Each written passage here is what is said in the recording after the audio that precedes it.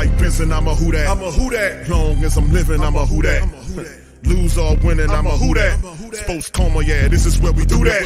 Where we do that, where we do that, where we do that, where we do that, where we do that, Boogie like Benson, I'm a who that. I'm a who that. Sports Coma, this is where we do that. Where we do that. Welcome, welcome, welcome.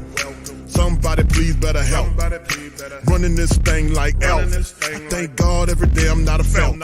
Go to YouTube Live with Big Q and the guys. If you ain't ride or die, the bandwagon get flipped. Been marching in, that was way for the ring. I was yelling out your chain for the championship. Bucking on town, duck down. Falcons, pluck, get shut down. Panthers ain't much touchdown.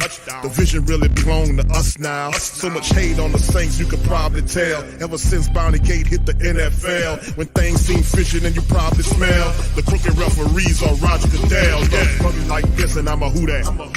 Every day I'm living, I'm a who that. Lose or winning, I'm a who that. It's the Sports Coma, this is where we do that. Where we do that, where we do that, where we do that, where we do that, where we do that. Boogie like this, and I'm a who that. It's the Sports Coma, this is where we do that.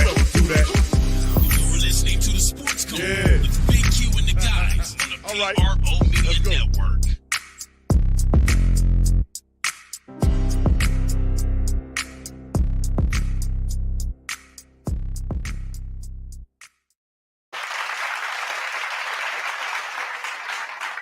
All right. Shout out to the mighty Who That Nation, man. We up in this thing. Great Saint Think Tank representing to the fullest, man. We up in this thing for another installment of the Coma Saints midweek report. Big ups to the fam. Appreciate each and every last one of y'all for being in the stream. Big ups to the fam as we get going in this episode of the show. Shout out for the mighty Who That Nation, man, representing.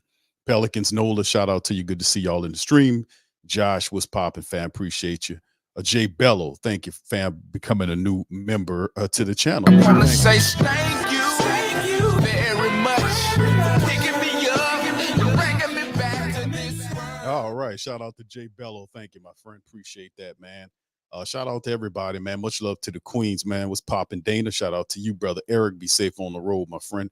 Trav 504, we up in this thing as well. Marley Mall, how you doing, sir? Good to see you in this thing. OG is in the building. Shout out to OG. All right, what's happening? Who that fly Pelican? Shout out to you, fam. Much love and go Pels.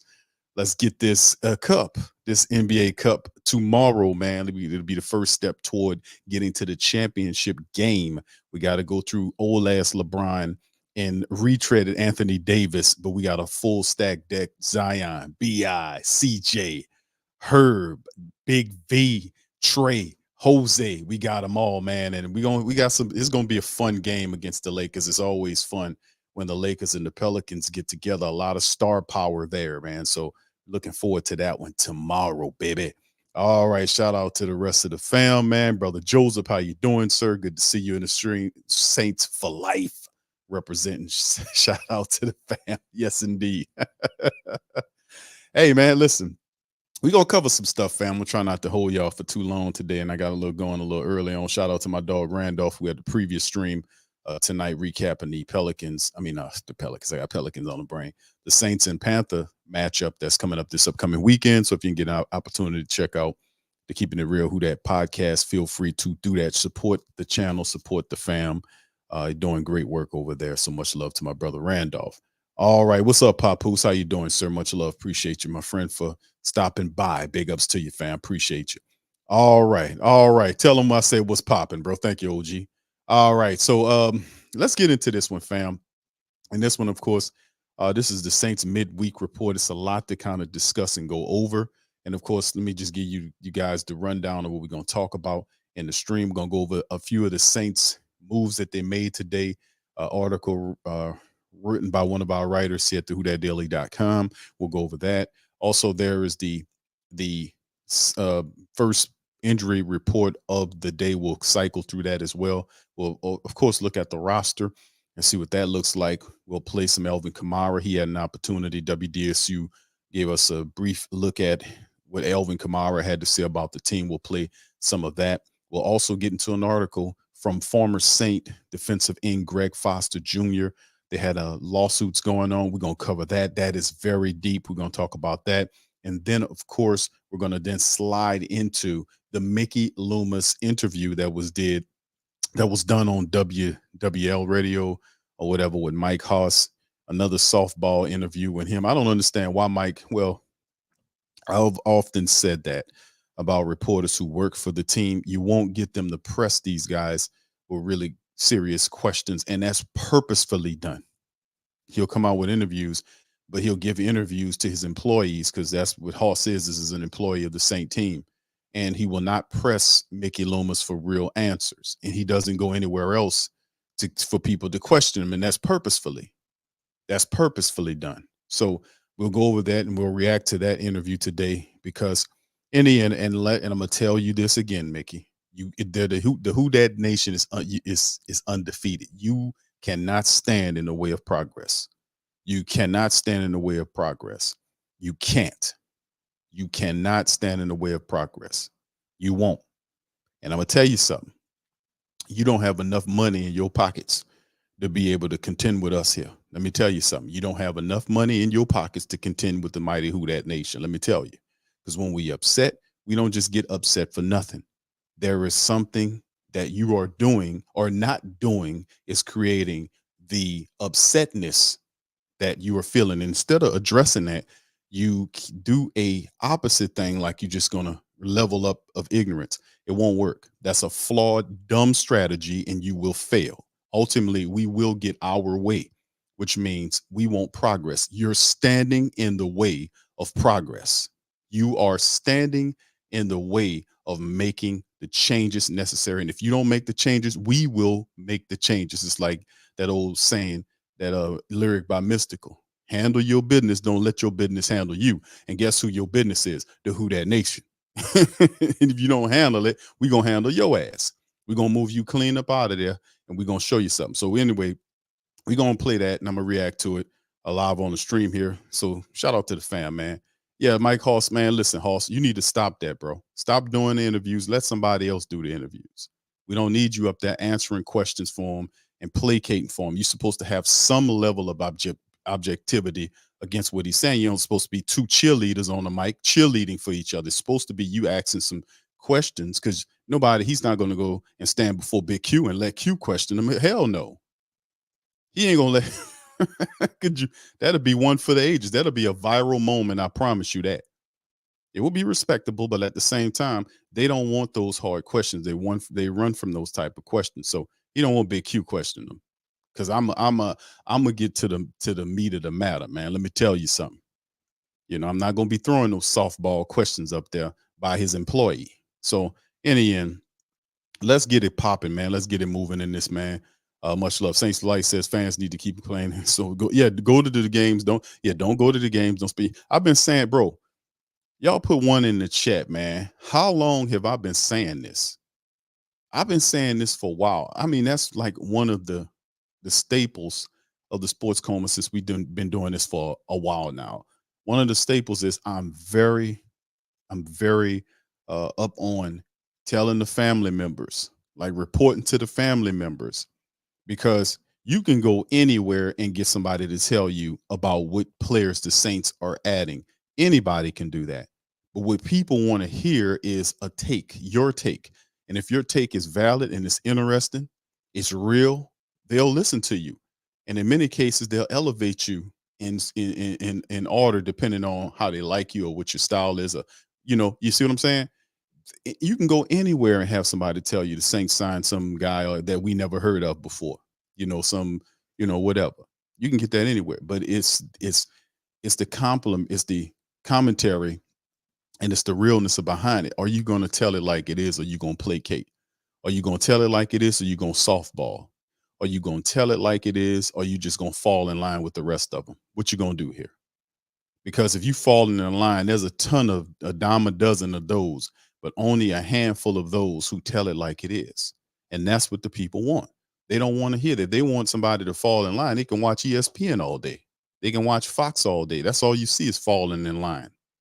So, I mean, in the end, they just got to understand, man, this is what it is. But anyway, shout out to the fam, man. You see all the ones in that fam. Pete, what's up, Pete? Man, we've been doing this for a while. Can you too? You shout out Young City. I see you, fam. Appreciate you.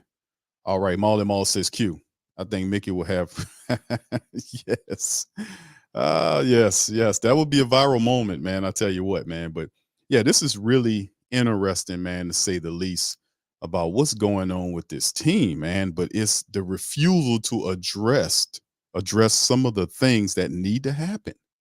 It's the refusal, the ridiculous, boneheaded logic of just refusing to do anything remotely a change in what's going on in the building. It's just foolish. And it's what it is outright boneheaded, dinosaur minded stubbornness. That's what it is. Old school, boneheaded, dinosaur brain stubbornness. That's what this is. Because you can't deflect their logic. They're meaning who that nation's logic. You can't deflect the logic.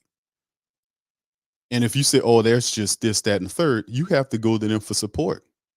But yet asking for support, it's an even trade. And I've been saying that for a while, and I'm gonna get into the news, fam. But let me just say this. I just think it's outright, disingenuous, man, for these people to come to the Who Dat Nation and ask for more support, and they're not giving them anything in return. They throw the faith stuff at you. Oh, you just got to have faith. Bro, this ain't a church, bro. This football, man. What you talking about? We got to have faith. Nah, bro, your team is named the Saints, but you're not behaving saintly. You're not, And that's the whole point is this is a football team. This ain't church, bro. Miss me with that stuff. This is not church, man. In church, when I'm talking to the Lord and I'm having, yes, that applies, but we talking football. You got to show something here.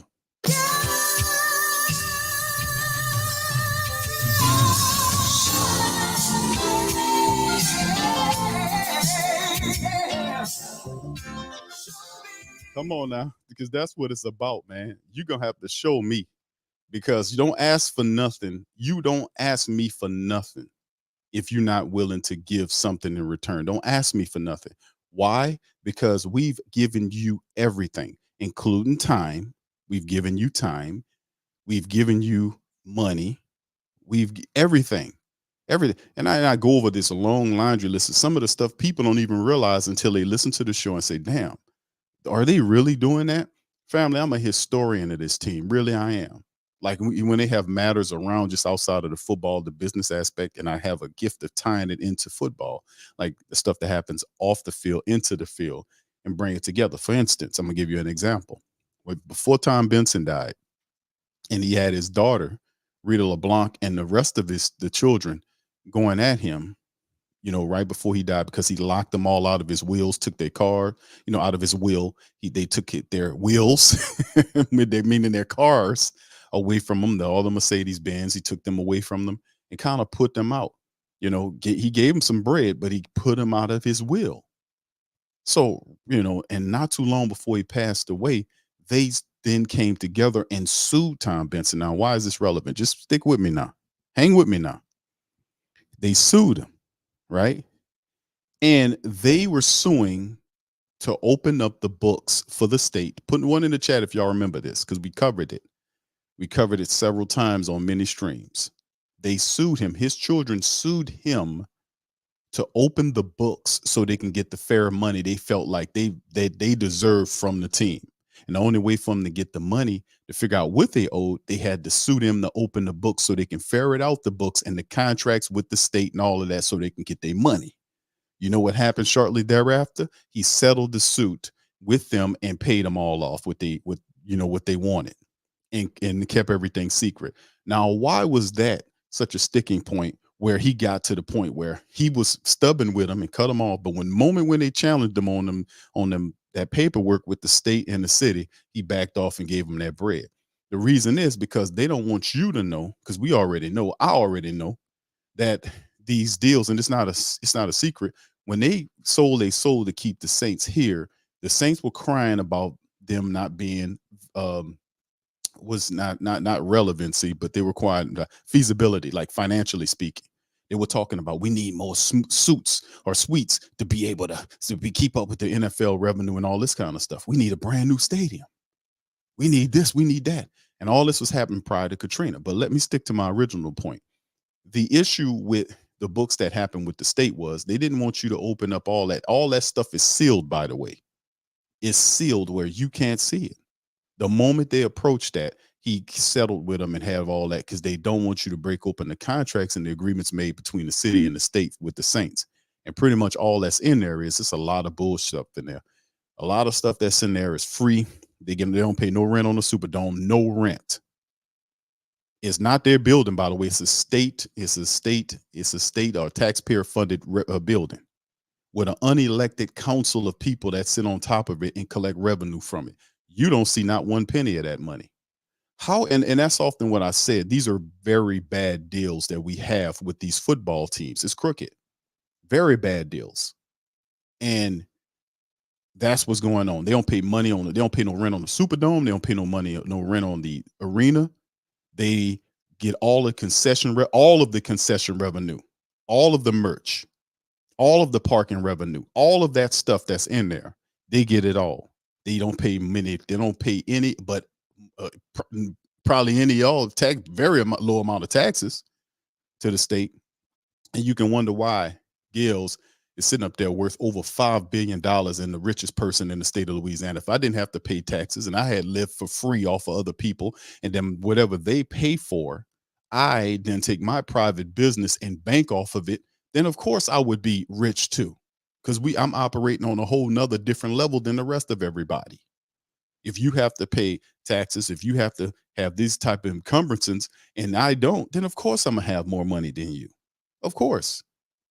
And this is the deals that the state made to keep the Saints here, which is a very unfair deal. And don't talk about the utilities. Who pay for the lights and the water? Guess who? You think that's the Saints? That's your ass again.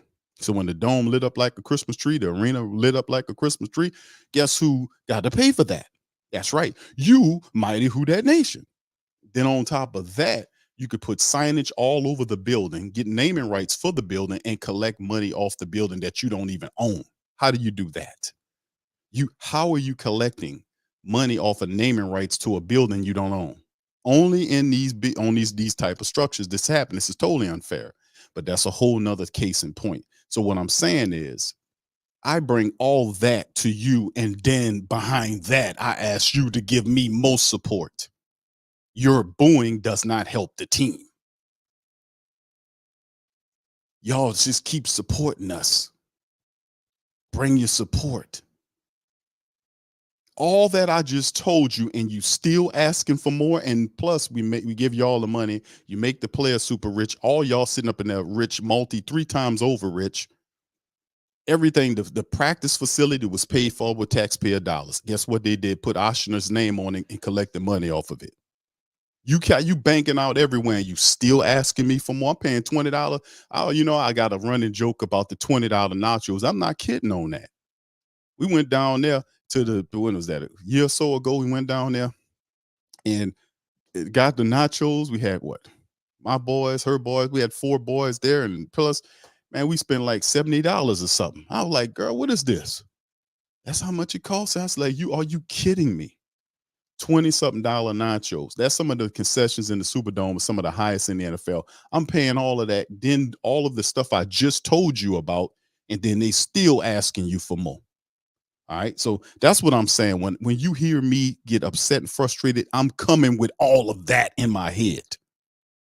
I'm saying that. I'm saying with my aggression, with all of that in my head, when you asking for more and not delivering on the field. You banking everything, the practice facility, state of the art, whatever you need, and you still can't win. And then when we complain that you're not winning, you ignore us while asking for money, which is pretty much saying, shut up and give me your money. Come here and still, come to this building. They don't want to hear you, but they want your bread. Enough is enough. We don't let these people get away with way too much, man. But anyway, let's get back into it. All right. Saints make a few roster moves here. And this shout out to Niles, man, been doing great work. Shout out to our contributors at thewhothatdaily.com. Shout out to them people, man, because, man, the Lord blessed me with these people that came along, and they've just really been really great people building up the site and doing great things. Thewhothatdaily.com is our headquarters site. That's something that we created coming straight out of the PRO Media Network. We've been running it for a while, man, and we talk about we covered other people. We give shine to other people's articles, but we finally decided to do this, a couple of years ago, to create a site where we have writers and stuff. And man, shout out to them, man. They've been doing a great job in writing these articles, man. So anyway, Saints have made few changes there. Now, according to Mickey Loomis, he announced through the Saints channels that they're signing defensive tackle PJ Mustipher from the Broncos practice squad. Now, he stands 6'4", 315 pounds, and entered as an undrafted free agent with the Broncos. So we kind of pilfered one of Peyton's people, which is a kind of a spin. You can see Phil Yates basically reporting on that as well. Saints also welcomed linebacker Monty Rice, who's actually a pretty decent linebacker, a former third-round pick in 21's draft by the Titans. Dude's really pretty decently run. He's a pretty decent linebacker that the Saints picked up right there. That might be a guy they want to keep around, this Monty Rice dude. He's actually pretty good. All right. So also with them bringing in these dudes like Rice, who was collegiately played with the University of Georgia over the last 3 seasons, Rice made his presence felt in the NFL, participating in 35 games, 10 starts. His stats are impressive. 110 is what he did on his tackles, a forced fumble, a pass defense, and 18 special team stops. In 23 alone, he contributed 17 tackles and a career-high 9 special teams stops while playing in 12 games for the Titans. In corresponding moves, the Saints placed defensive lineman Malcolm Roach and starting safety Marcus May on the IR list, 4 weeks at least, with 5 games left to go in the year. Team also terminated the practice squad contract of Daniel Sorensen. It's no surprise on that. Sorensen is over the hill. He was a veteran that was supposed to come in as a special teams player last year. I don't understand why he's still on the practice squad. Sorensen should have been gone. But this is some of the moves the Saints made. So once again, they bring in the defensive tackle, PJ Mustipher, and then they have the linebacker, Monty Rice. They bring him in there as well. And then, it is what it is. They put both Marcus May and Malcolm Roach, unfortunately, with Malcolm Roach, who's playing really well this year. And so some other guys will have to step up into that thing and make some stuff pop. So give me just a second. Let me usually when I talk about that, I usually bring up the depth chart and we take a look. As you can see, all kind of stuff going on. You see the injury designations are mounting because this is a portion of the year. And listen, fam, this is something right here. And I was reading this story earlier, not just a little sidebar about Sergio Brown and what happened with Sergio Brown and his mother. I was talking to my mother about this. This came and I was talking to her about this former NFL player. Sergio Brown used to play for the Patriots. His mother turned up dead behind, I think, her house, and people was trying to figure out what it was, and Sergio disappeared. And they were asking him, the neighbors saying the last time they seen her alive is that he was with her.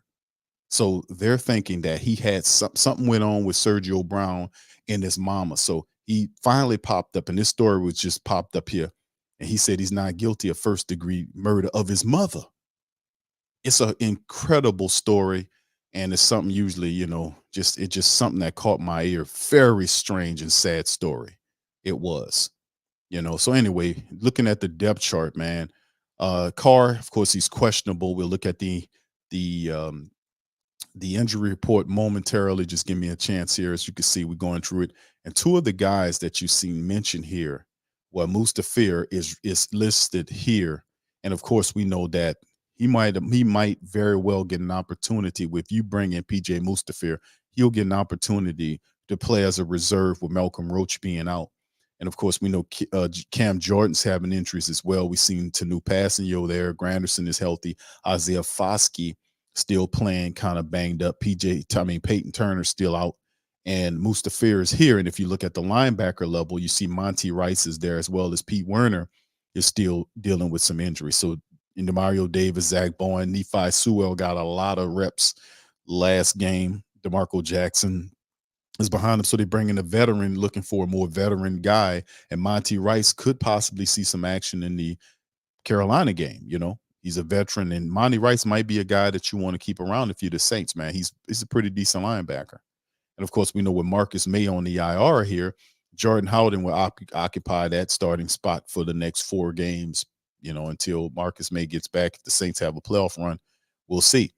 But that's some of the stuff going on right there. But look at how all of these, red here. So you got a lot of stuff going on with Jawan Johnson also dealing with injury. So let's kind of bounce right into this one. Saints Wednesday injury report, the first injury report of the week for the Saints. 15 Saints listed on that dire hair injury report. 15 New Orleans Saints players listed. As we get to it, Isaiah Foskey, quadricep, did not practice. Taysom, foot and left hand, DNP. Cam with the ankle, DNP. Marcus May put on IR. We just covered that. Kendre Miller with the ankle. He's been banged up off and on all year. Malcolm Roach is on the IR. Rashid Shaheed dealing with a thigh issue. He was shut down in Wednesday's practice. But Derek Carr with a concussion, rib, and right shoulder, they got him as listed as limited in practice. Could you believe that? Can you believe? It's like you have a I ain't gonna call a man a zombie, but that's the best thing I can come up with. It's like you got this monster from space somewhere, and then it's like Jason Voorhees, somebody. You put a whole boat of dynamite and roll it out there. He in the water somewhere, and the guy got some dynamite in the boat, and he pushed the boat right behind Jason, and then it blows up, and then y'all start celebrating. We got him. And next thing you know, he come up out of the water, and his jacket it's just crazy. The dude's like, dude, I just sent the boat full of dynamite over there, and that guy's still coming at you. Don't make any sense. Don't make any sense. Limited with a concussion, rib, right shoulder, all of that. Boy, that dude harder to get rid of than steroid-filled cockroaches. Let me tell you something, man. Oh my goodness, man. This is amazing. Concussion, rib, and right shoulder, and limited. Good Lord. My goodness. Jimmy Graham, not injury related, rest. Limited in practice. Jawan Johnson, quadricep, limited. Eric McCoy, shoulder, limited. Andrews, shoulder, limited. Ryan Ramczyk, not injury related, rest, but he got a knee issue, so he's limited. Okay, if it's not injury related, he rests and he got a knee issue, so I guess he does have an injury. If you got a knee issue, you've been dealing with that all year. And of course, Pete Werner, shoulder and oblique, he's dealing with that. Blake Grupe fully practiced with the right groin issue, because guess what? He didn't kick anything last week. It says he was kicking off and stuff like that, but in terms of him having, kicks or, kicking field goals, he didn't have to do none of that. He didn't attempt a field goal last week. So he had an opportunity there. Carolina on the side, Troy Hill, ankle, NIR rest, DNP. Taylor Mouton with a knee issue, NIR rest, DNP. Adam Thielen the same way, DNP. Williams, the defensive end, with a knee, DNP. Von Bell, our former guy, limited with a shoulder issue. Bradley Boozman, the starting center there, with an ankle issue. Chin, one of their safeties, is limited. And they're starting to get some of these guys back, because a lot of these guys were out hurt. So they're kind of getting them back for this game. And the Carolina Panthers defense is not a bad defense. It's the best unit of the team. The offense stinks, but the defense is opportunistic. So you got Gross Matos is the hamstring. He was limited. Marquise Haynes is limited. J.C. Horn, hamstring, limited. Hayden Hurst, limited. Some of their best players, are hurt. Steven Sullivan, limited. Tommy Tremble, the tight end, limited. And fully practiced is Barno, ankle, fully practiced. So that's the injury report for Wednesday for both teams. And the Saints got a lot of people on this list. And truthfully, man, listen, I look at this and I kind of think to myself, like, how is this man, with all the stuff's going on with this guy, why are they trying to keep putting him up here? He can't perform. The man is hurt, man. The man is hurt. He got 3 injuries, and they're gonna shoot him up with the type of industrial strength painkiller they were giving Tony Romo when his back was tough. I mean, this dude had severe back issues, but out there throwing touchdowns. I was like, damn, the NFL don't give a damn about their players. Good grief. I know your back broke down, man, but listen, take this industrial strength. This is super duper uber industrial strength painkiller. We're gonna shoot this in your back. And then he gets out there, run around and win us a game. And then never mind the fact some bitch can barely walk at the end of the day. when we quit playing. I mean, my goodness. But it's all about, it's about keeping the players safe, boy. You a lie and a half, man. Derek Carr with all that stuff, and he's still limited. So we're gonna see what's going on. He's still in concussion protocol right now.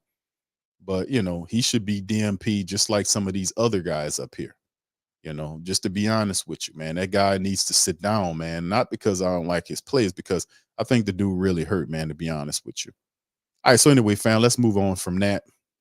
And then we're going to talk about Alvin Kamara. Let's get to the Alvin Kamara story. Y'all put one in the chat if y'all can hear this. Play this interview from AK41 that was provided by, what is this, Channel 6, WDSU Channel 6. This is on Alvin Kamara with his thoughts on the team. Y'all put one in the chat if y'all. Mark told me this a long time ago. Cam told me this a long time ago. Yeah. Cam told me this a long time ago. Craig Robertson, John Coon. Like, the only way we all stay here is if we win. Everybody, from the person, the receptionist at the front desk to the equipment room. You know what I'm saying? So obviously, when you're not winning, there's an alertness to be like, okay, well, damn, like anybody, we could all be gone. You know what I'm saying? So that's kind of my standpoint, and it's like I that's why every Sunday I try to do everything I can, because I do feel like we got the right players in here to win. You know what I'm saying? I feel like we got the right locker room. I don't feel like there's a problem with our locker room.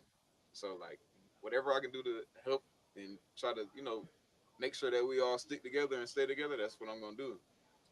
Another thing you've said a lot recently is no more talking. Yeah, Does that feel more true this year, this month than ever before? I mean, the last couple of years, there were injuries. There was a new quarterback. Yeah. There's a new coach. Yeah. But does this year feel like any hope that that things are just happening this way because blank is over? And I'm not. Like I said, I got the same message I had the other week. It's like action. I'm sick of it. Like I'm not really too interested in like empty, like, oh, we got to be better. That's every even the teams that are winning are saying that, like, they got to be better. Knowing that, not saying it. Like, it's obvious. We got to get better. There's things you got to improve on. There's things you got to do better. There's things that you're not doing so well that like, and we always say it. There's things that you might do in a game that you win a game, and the next game it might get you beat, or like so whatever it is, whatever the case may be. Like, some things are gonna get you beat later in other games, and it's just like I said.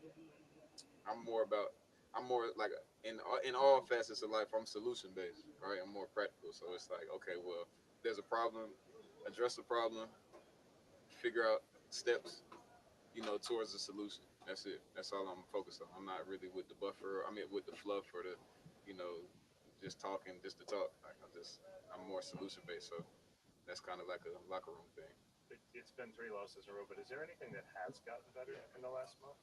If Jimmy Graham scored a touchdown, that was good to see.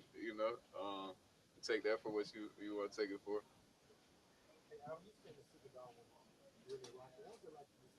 I ain't never experienced nothing like that in my life. Well, in my New Orleans life, so it was definitely a shock to see. There was a lot of Lions fans in there, and there was a lot of booing going on. So definitely not what I'm used to experiencing, and obviously don't like it. But as a fan, I can understand it. Is that difficult to tune out, like when you're kind of on the field, or is it just kind of? I wouldn't say it's difficult to tune out. You hear it, but it's like it's not going to affect my play, But I hear it though. You hear it.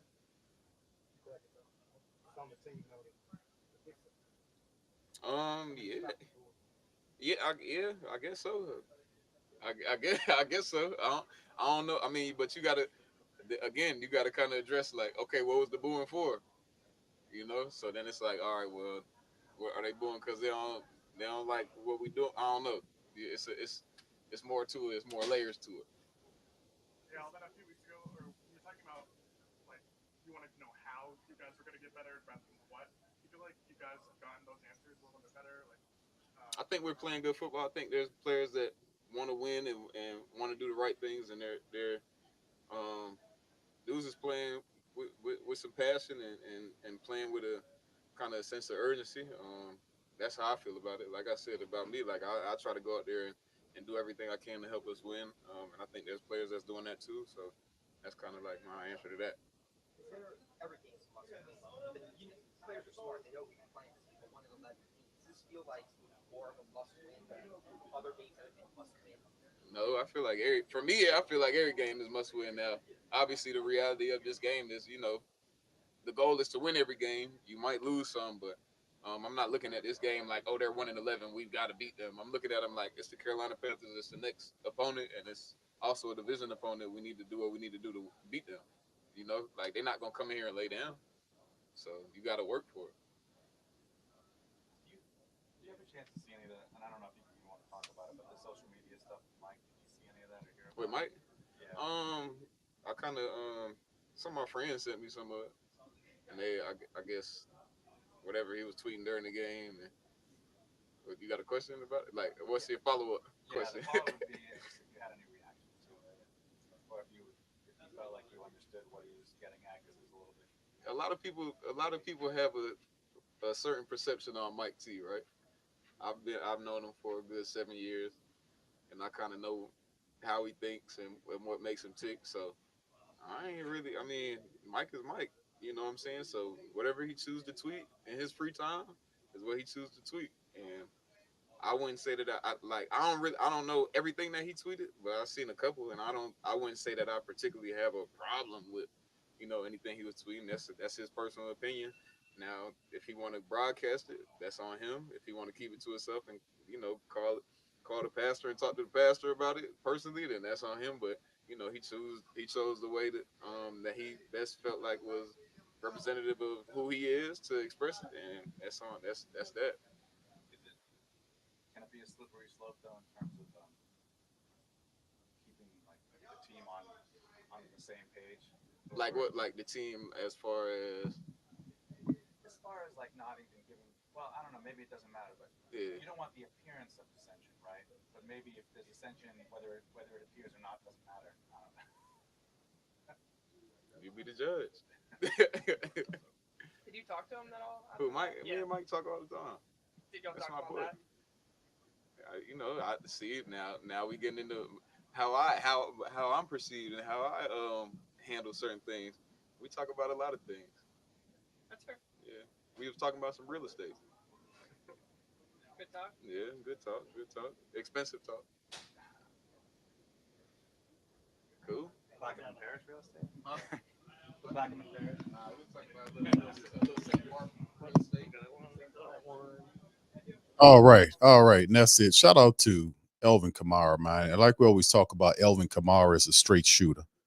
He is a straight shooter. He's not a BS artist. And like he mentioned in the video, he talked about several really searing points. He made a great statement. And Tuck, shout out to Tuck. Tuck caught it. Several other family members caught it when he talked about they got the right players in the right locker room.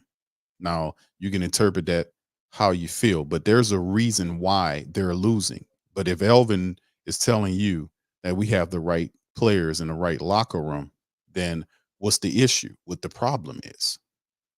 So, straight shooter Alvin Kamara. He's not going to flim-flam. Michael Thomas has been long enough. Michael Thomas is not an enigma to me. I understand what kind of person Michael Thomas is, and what he's about. My perspective on Michael Thomas is he's a hardworking dude.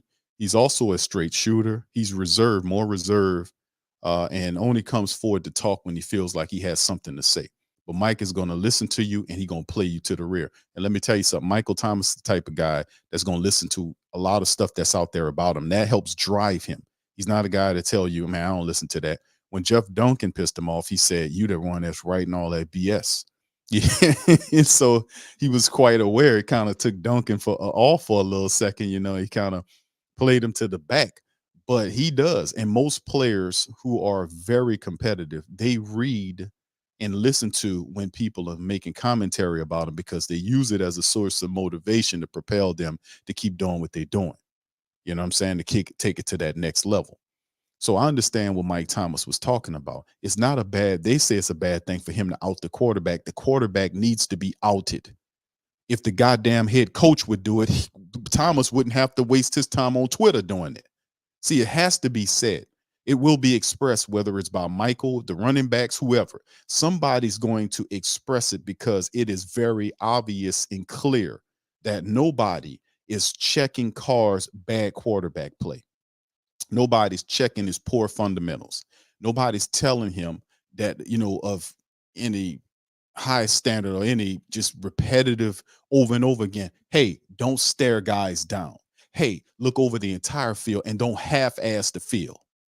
Don't look on half the side. Michael Thomas was upset by the Juwan Johnson play. That was 100% Juwan Johnson on that play. He threw it to Juwan Johnson, the interception to the guy on the first play of the game.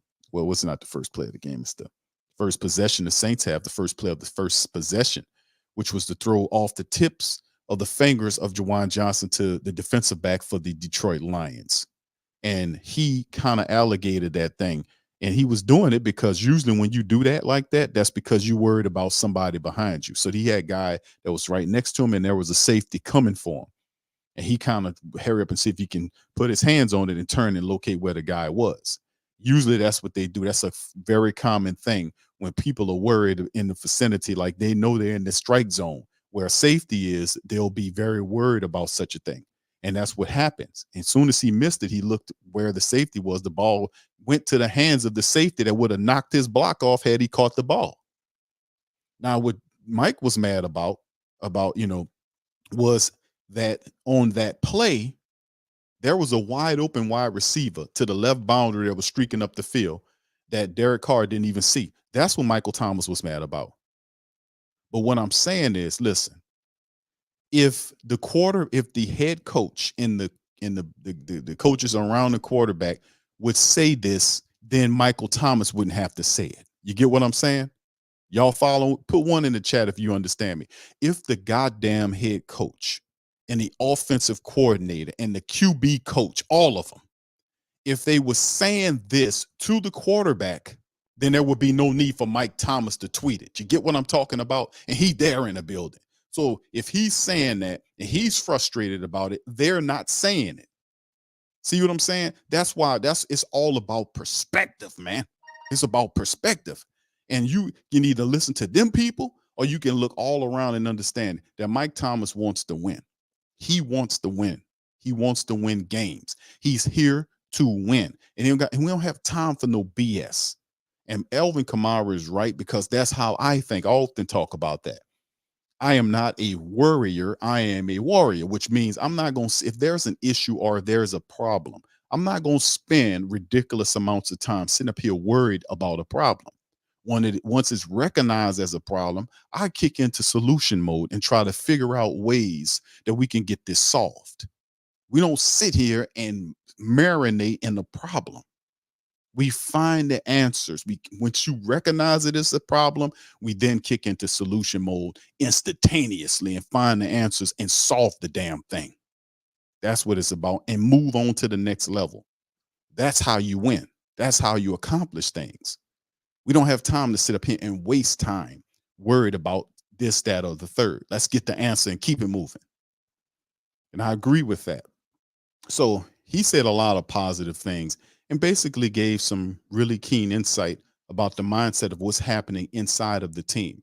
But if you're a person that can read people and understand that you can read in between the lines, then you can understand what Alvin Kamara is saying and what Michael Thomas is saying, because these are winners. These are bona fide winners. These are two of the best people on the team.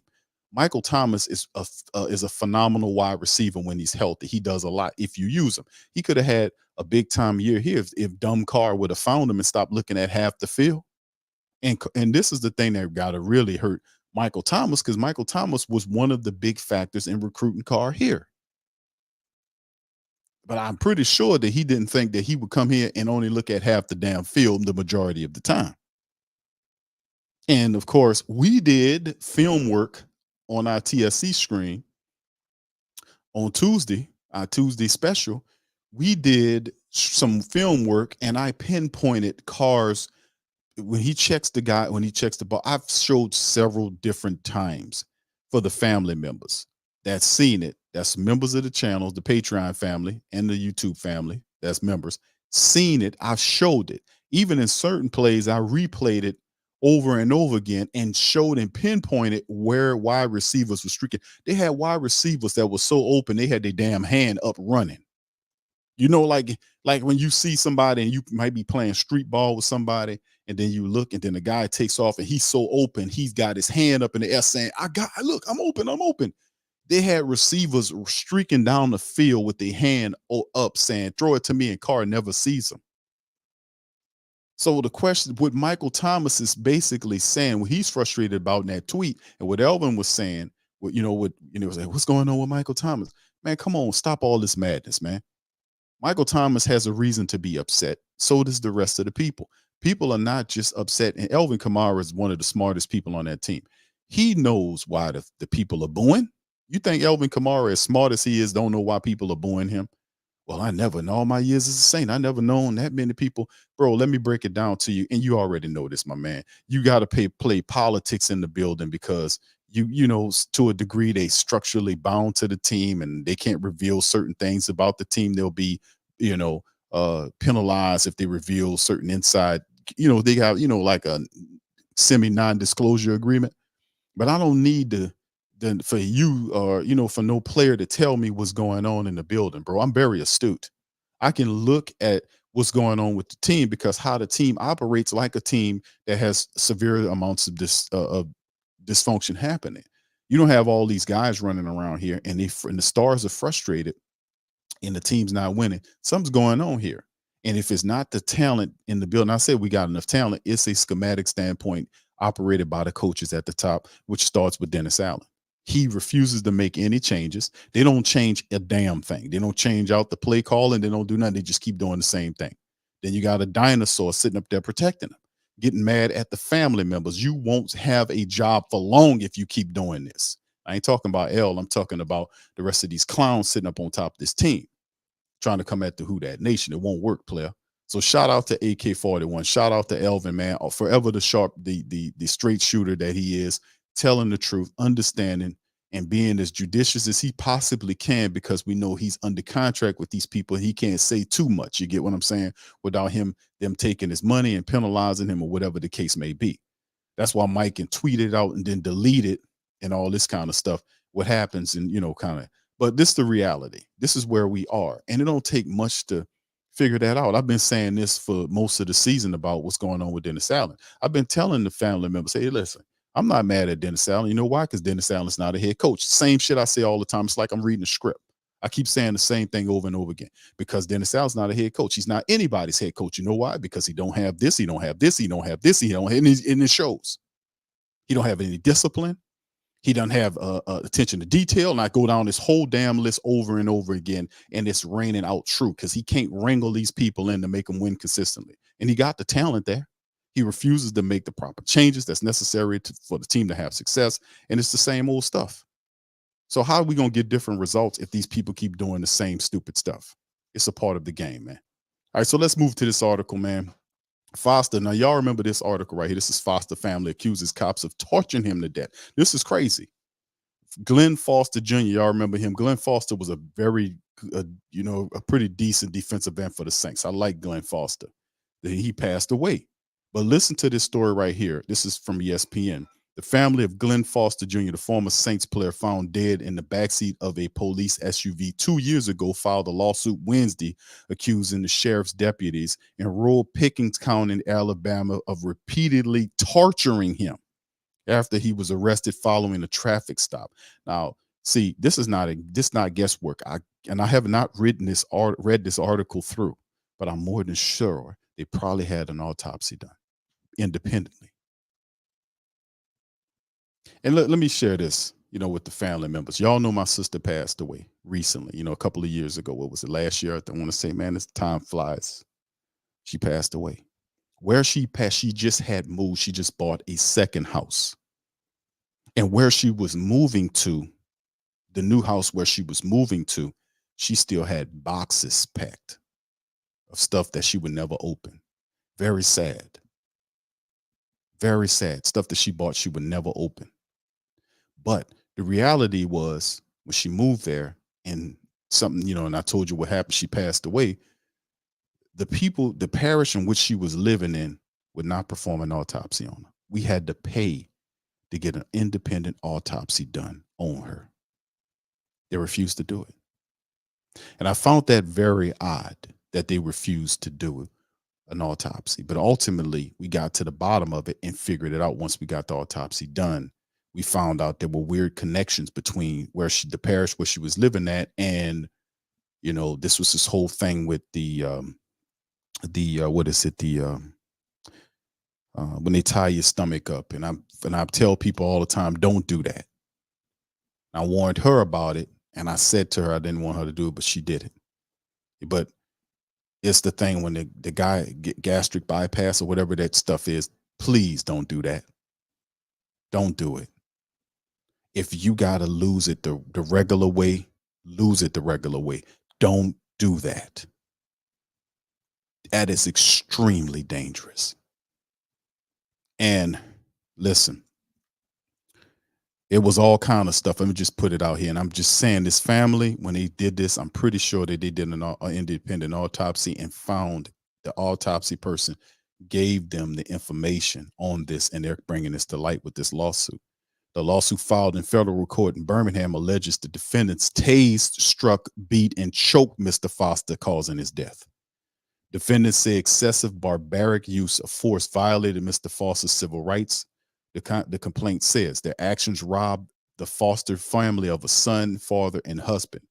Foster's family is suing Pickens County, the sheriff's office, the former sheriff, the county jail, and several officers claiming wrongful death, the use of excessive force in violation of Foster's civil rights. Brings to me the mind of a story of Sandra Bland. This was several years back. This comes to mind of a sister. This happened in Texas. It was so wicked and evil that the picture they took of the lady was, y'all remember the picture? That picture haunted me, because they said that whatever happened in her cell, she just died and all this kind of stuff. And the picture they took, you can look at her and see that the pictures that she was unalive on the picture. You can look at the picture, her eyes and everything. This is how evil some of these people are, man. A state autopsy report released last year concluded that Foster died of natural causes. A state autopsy, right? Linked to hyperextensive cardiovascular disease. A lawsuit says police began abusing Foster immediately after he was arrested December the 3rd, 21, and continued until he was found dead 3 days later. Now, I remember this story because the family, when this first came out, the family was saying that they refused to let them see him in jail. And when they do that, and they said he was in hospital or something like that, when they do that, something is wrong, right? And they knew that. And they even mentioned that. Foster, who became a successful businessman after his NFL career was cut short by injury, was arrested for allegedly speeding and attempting to flee police. Authorities in Reform, a tiny city in Pickens County just west of Tuscaloosa. They said they clocked Foster's black 2020 Jeep Wrangler going 92 and 45 when they attempted to pull him over. Police said Foster led them on an 8-mile chase that ended after they laid down spike strips to stop him. The police charged Foster, 31, with reckless endangerment and resisting arrest. So they have a justifiable reason. You're speeding 92 and 45, you're speeding in there. That's like to a degree, the speeding situation that happened if you're speeding and they take you to jail, like what happened when Chris Olave was speeding through there. And if it's up over a certain amount of miles, then you go, you got to take that trip. And of course, them laying the spikes down and all this, to get them, I can see you taking them to jail. But what happened after that? Immediately after Foster was apprehended, the suit says Pickens, a county sheriff's deputy, wrestled him to the ground, slamming his head into the concrete. When emergency medical personnel arrived on the scene, they recommended that Foster be given medical and mental health checks, the suit alleges, but the request was ignored. After Foster was booked into Pickens County Jail sometime after midnight, December the 4th, the suit says that the Reform police chief contacted his family, who said they had concerns about his mental health. The chief and the family agreed that Foster, who his family said had been diagnosed with bipolar disorder years earlier, should be transferred to a hospital for mental health examination. Later that night, jail officials called EMS personnel to perform a vitality check on Foster, according to the suit. When they arrived at the jail, the suit says they asked Foster to be immediately taken to the hospital for medical care, but the recommendation was refused. See, now that's something else. That's 2 times. That's 2 times violation. The next day, Foster family arrived in Pickens and posted bail, but they soon learned that Foster would not be released because he faced a new set of charges stemming from alleged fight with another inmate in which a jailer was slightly injured. This is the story that they're telling them. For more than 24 hours after that, the suit alleges officers tortured Foster. The suit says they had stripped him naked, strapped him to a chair, and tased him repeatedly before choking him unconscious. The next day, when Foster was to be driven to a hospital for a court-ordered mental health evaluation, he appeared unresponsive. The suit says, as his legs hung outside the police car that was to take him to the hospital. Officers allegedly forced him into the back seat by pushing him and yanking him by the neck in what the lawsuit describes as a chokehold maneuver, which you're not supposed to be doing. After the approximately half-hour ride to the hospital in Northport in Tuscaloosa County, authorities found Foster slumped over, his skin discolored and foaming from his nostrils and his mouth. The hospital personnel pronounced him dead at the scene. The complaint does not offer any direct evidence for the allegations, which family said sprung from listen to where they're getting this from. The complaint does not offer any direct evidence of allegations, which the family said sprung from an investigation by their lawyers, who included Ben Crumpster, speaking from the steps of the federal courthouse in Birmingham when he joined Foster's family. We know there's video. The only question is what happened to the video. So it's always video. If the video missing and procedures are ignored, procedures are ignored several times with medical dealing with a person like that, something's wrong, man. And the video's missing, that usually leads to like a cover. It's a cover up. See, and these people know they didn't want nobody to let them handle them like that, man. Especially if you're dealing with somebody that got mental health issues. It got to be a better way. The lawsuit, which asks if a jury trial and damages, was filed on the 2nd anniversary of Foster's death. Alabama's authorities have said little about the circumstances of his death, and his family disputes the state autopsy reports and says he was a young man in top physical condition. And then, of course, his widow says we're not getting much of anything from them. Pam Foster says, so we basically have to do our own research, and they're not forthcoming with information. That's another red flag. Sabrina Foster, Glenn's mother. Glenn was my only son. He was my first child. To see his life wrongly taken away, it makes you question your own life. It makes you question God. It makes you question the integrity of people and mankind. Trust me, man, that's hard stuff for a mother to say. So the Fosters also pointed to what they call troubling pattern of police brutality in the county where they're from. 3 black men have been killed by police or died in law enforcement custody since 2019. And then they go into it. So it's a very difficult story to deal with. And, it's so sad, man. But the family is looking for justice, man. And I pray that they receive that justice, man. They deserve that, man. This has to be changed. This no longer can stand, man. All this has to be changed. People who are abusing the power that the people give them need to be removed, and they need to be punished for what they're doing. You can't do that because you wouldn't want nobody doing that to you. Don't do it to them. So anyway, let's move on, man. Let's get to this. And this is the part of the interview. We're about to jump right into the Mickey Loomis aspect of it. We're going to play this. That was so troubling. But we're going to play the Mickey Loomis interview from WWL. And y'all put one in the chat if y'all can hear this as we go. And I'm going to stop it periodically. It's about, man, it's about 20 something minutes. I might not play all of it. If y'all want me to play all of it, put one in the chat. If y'all don't, just put 2. And based on what y'all tell me, I'll probably would just do a certain amount of time. If y'all want me to do all of it, I'll do it. But y'all let me know in the chat. But here it goes. Here's Mickey Loomis.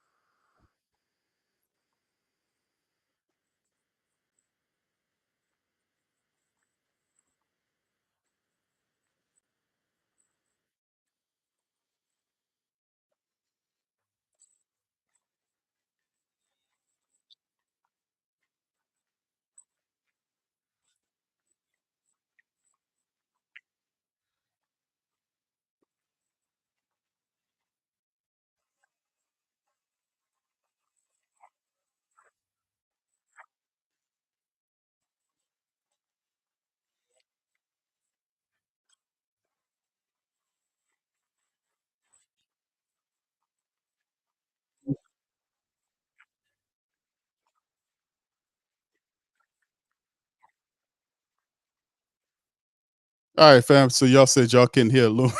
He said this stuff. They need to hear him anyway. Okay, so no sound. Is that what y'all saying, fam? Y'all can't hear it? Hold on here. Let me make sure everything is everything. Okay, no sound. Okay, hold on, fam. Let me see if I can get that together for you. Give me just a second. All right. Okay, here we go. General Manager Mickey Loomis, the Saints at home against the Detroit Lions. A tough final, 33-28, fall to 5-7. So many things that were positive out of this game that we'll talk about. Red zone, goal to go. It was just a stunning beginning. I don't know that I've, at least in recent memory, been a part of a 21-0 with 8 minutes to go in the first quarter. I mean, it was just, it was stunning. Yeah. It's hard to think about positives when you lose a game, right? But it's what we try to do. We try to think about the things that we did well, and as well as the things that we didn't do well. But it was an odd game in that regard because the first 7 minutes, as you said, everything that could go wrong did go wrong, and we're down 21-0, and against a really good team. And so, man, that's a tough road to hoe, and yet we gave ourselves a chance to win the game in the fourth quarter. So I was proud of our team for that. Proud of the way we fought back and fought through adversity. The things that have kept us from winning games, which is really red zone scoring. We were 4 for 4, and so that was positive. I think this is the first game that we've had that I can recall anyway recently that we were in the negative category in takeaways and turnovers. So that wasn't good. And yet, man, the first one, the interception, look, it's a ricochet off the hands of a receiver that you expect and he would expect to catch, and it goes right into the hands of their DB, and so they're in our territory right away. So that was disappointing. Listen, you have to overcome that, and I thought that we did a really good job from the second quarter on of both defensively and offensively of getting back in the game. Look, it was from that point on, it was 28-12 in our favor, and so that's a good sign against a good football team. But at the end of the day, it's a loss. So I'm going to make a statement. You don't even have to respond to it, because I'm going to answer the statement, because I get asked this all the time. The media is talking about it all the time. And that has, the generic has this team quit on the coach. And to me, if it's 21-0 and your team has quit on that coach, the end of that game is 56-3. If your team has quit on a coach, you've not averaged 6 points giving up in the second half of the last 5 games. You don't quit temporarily. You either quit or you don't quit. So to me, it's kind of a pointless question, because 21-0 is the perfect opportunity to quit. They didn't quit. They hung as tough as they've ever hung. And again, you don't even have to respond, because I've answered the question, I feel like, but it is out there. You hear this dude, man? Mike Hoss, you need to be ashamed of yourself, dude. You mean to tell me you will sell your soul and you probably don't have any integrity if you behaving like this for money? This is shameful behavior by a guy who's supposed to be a reporter that's telling it is. He's asking a question to Mickey Loomis, and by the way, he's an employee for the New Orleans Saints. That's why I was telling family members before, is that you're not going to get the real scoop from people that work for the team, because he's not going to get in trouble with the team and lose his money for you. He's not going to do it. He's not going to do that. He asks a question, then tells Mickey Loomis that he doesn't have to answer the question for him. Then why ask the question then, man? Why are you playing games, man? Why are you playing semantic word games? When these reporters, and I know he's pointing this, and you know which Saints reporters said what he's talking about. We know who they are because we read the articles, right? Some of my favorite ones mention a lot of this stuff. And what they're saying is, and let me defend our reporters, man, because our reporters are stepping up and they're handling the business. They are telling the truth. They're laying it out. And this is what we've been asking for our reporters to do for years. We used to have 1 or 2 guys doing this, then the rest of them would placate for a paycheck. But the rest of these reporters, shout out to all of them. They are terrific. All of these guys, the majority of them. We talk about Bob. We talk about Mike Triplett. We talk about even Jeff Duncan, who's sometimes the way kind of floats off sometimes, but Jeff is on code. all these guys, all of the fantastic reporters, Underhill, all of them are doing fantastic work. Salute to you guys. And they aiming shots at some of these people that said that the team is not responding to Dennis Allen the way Mike Hoss knows what they mean by that. He knows what they mean. And he's saying the team is quit, not the entire team, but certain segments of it has lost faith in Dennis Allen because Dennis Allen is not showing them anything. He's not instructing properly. So he's not saying the whole team lost their confidence in Dennis Allen. That's not what they're saying. That he has lost people in the building that play for the team. That's what they're talking about. But for you to try to spin it like it's either a this or that thing, either they gonna play or they gonna. Now listen, that showed you talent. If anything, it showed you talent that happened in the Detroit game. When they went down 21-0, desperation set in. And you couldn't perform and walk that back and come back unless you had the talent to pull that off. People started really getting nervous. They got desperate and they started handling their business. They started actually blocking. They started catching. They started doing the things that's needed. And then the play calling improved for them to start moving the ball because they threw out all that garbage, conservative bull crap that Pete Carmichael starts games with no rhythm or nothing. They threw all that out because they were down 21-0. They had to scramble and put something together. And the team did. They did respond. They didn't win the game. So, I mean, in all of the big mass anyway, it was a big failure. It was a big nothing burger anyway because they didn't get the victory. So, I mean, you know what the man's saying about that. But Mike Hoss needs to be ashamed of himself sitting up here selling out for money like this. You don't have to answer the question, Mickey, because I already answered it. You don't have to. I'll protect you, Mickey. Dude, what you're his security or are you a reporter? You a play-by-play? I'm confused over here. I'm confused. What the hell are you? Are you his security? Or are you a guy interviewing him? I don't understand. I'll protect you, Mickey. Don't answer that question from those reporters. They said that the team had quit on you. But that's not what happened. The team, and I'm like, dude, shut your ass up with that, man. Grow a pair, man, and act like somebody that got some integrity, man.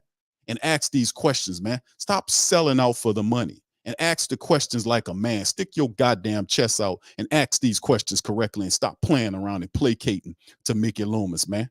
The people are righteous in what they're saying because the team is underperforming. Despite all that beautiful crap that you said, the team still lost the game. And guess what? They shouldn't have been down by 21 fucking points anyway. Excuse my French. Let's get back into this, man. These people make me sick, man. Yeah, well, that's just unsophisticated and lazy journalism, to be honest with you. Right. That's someone that either didn't watch the game or doesn't understand the game, and probably a lot of both. Yeah. Unsophisticated and lazy, just like this is projection. See, this is projection. Unsophisticated and lazy because the people are looking at a 5-17 on a 5-17 on a 3-game losing streak that lost games prior to the bye against Minnesota. They should have won.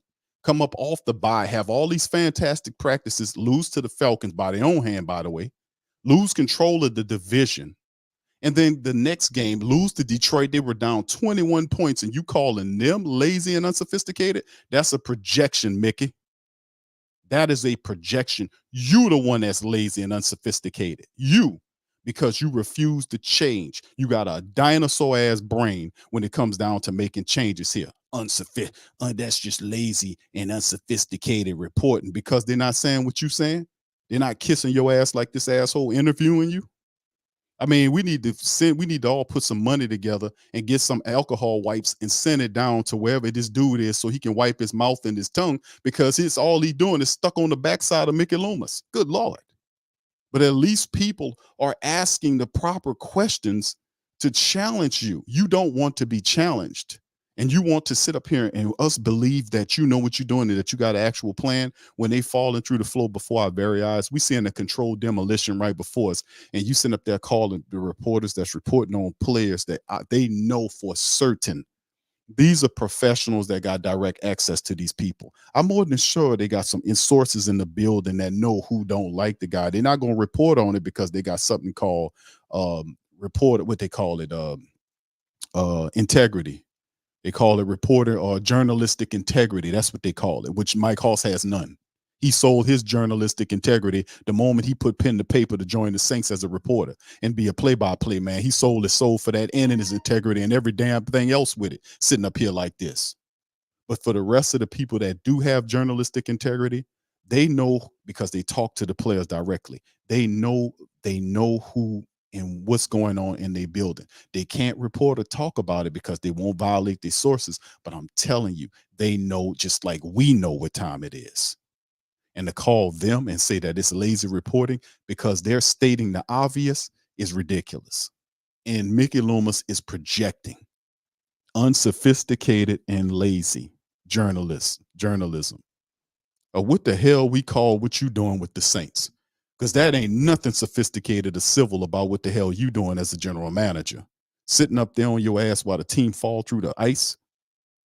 Refusing to go in there to Dennis Allen's office and make him make changes to the offensive room to change things around. Is that sophisticated? Is that sophisticated? It's not sophisticated and it's lazy. You're the one that's lazy because you're the only one that's not looking for no answers. But they're lazy. The journalists who calling it like it is lazy. Man, please, let's finish up with this. And so here we are, 5 games left. 5-7. You've actually, at this point last year were 4-8 and fell to 4-9, and then so it was a strong finish by your team. And there's not at this point. You just do what's in front of you. You take what you have. You work with what you have. You get better with what you didn't do the previous week, and you fight through the injuries and see what happens with Derek Carr. I mean, it kind of is what it is at this point. Yeah, look, there's still lots to play for. We've got all of our goals and dreams are still available to reach. And so, I think Dennis said this after the game is that we have to just keep chopping, keep fighting, because there's good things that can happen. We've seen flashes of it. And we just need more of it. That's the honest truth. And I believe we can do that. I do with all my heart.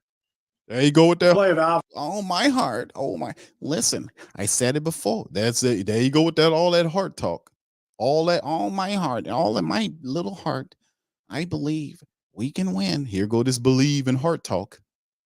Listen, man, I've said this before. This is not a church. You are a football team. You're named the Saints, but you're not performing saintly. Especially you, Mickey. You're the biggest demon in the building right now. You besides you and that empty-headed Dennis Allen. And you're right. Shout out to Sigler, man. John Sigler, man. Shout out to you, brother. Because you have been hammering Dennis Allen harder than I was like, listen, I don't know if I had anybody that hammered Dennis Allen. He hammers Dennis Allen, and he says the stuff, and a lot of this is aimed at him and others. But just to let people know that we got their back. We're not going to sit up here and let these people talk shit about them and rail off against them because they're telling the truth. These people are not coming up with fantasy stories about what's going on with the Saints. A lot of the reporters have a direct connection to the players. They're talking to them, and some stuff is off the record. A lot of what they're being told is off the record. They're not going to report on it. It's called journalistic integrity. If I tell you something off the record, you're not going to put it on the record and put an article out on it. You're not going to do it because you would then burn the source. You would lose the source and you would gain a wrong name. So they don't behave that way, but they do understand what's going on behind the scenes. See, they would try to pretend like what Mickey Loomis is saying is the overwhelming thought process, and it is not.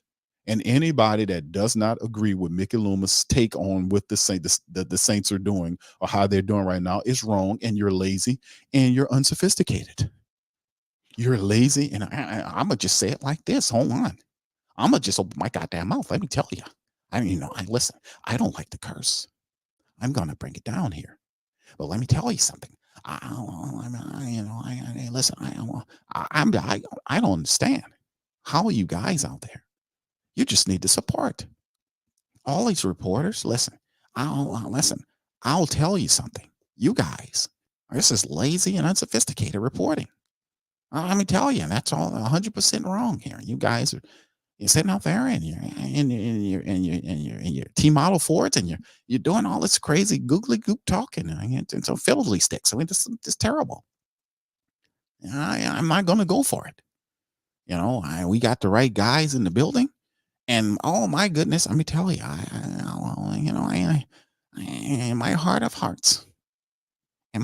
hearts, I really believe we got the right guys in the building. And I'm just going to tell you that. And let me tell you, if you don't know, when I put something on my heart, it's how the young people say, it's no cap.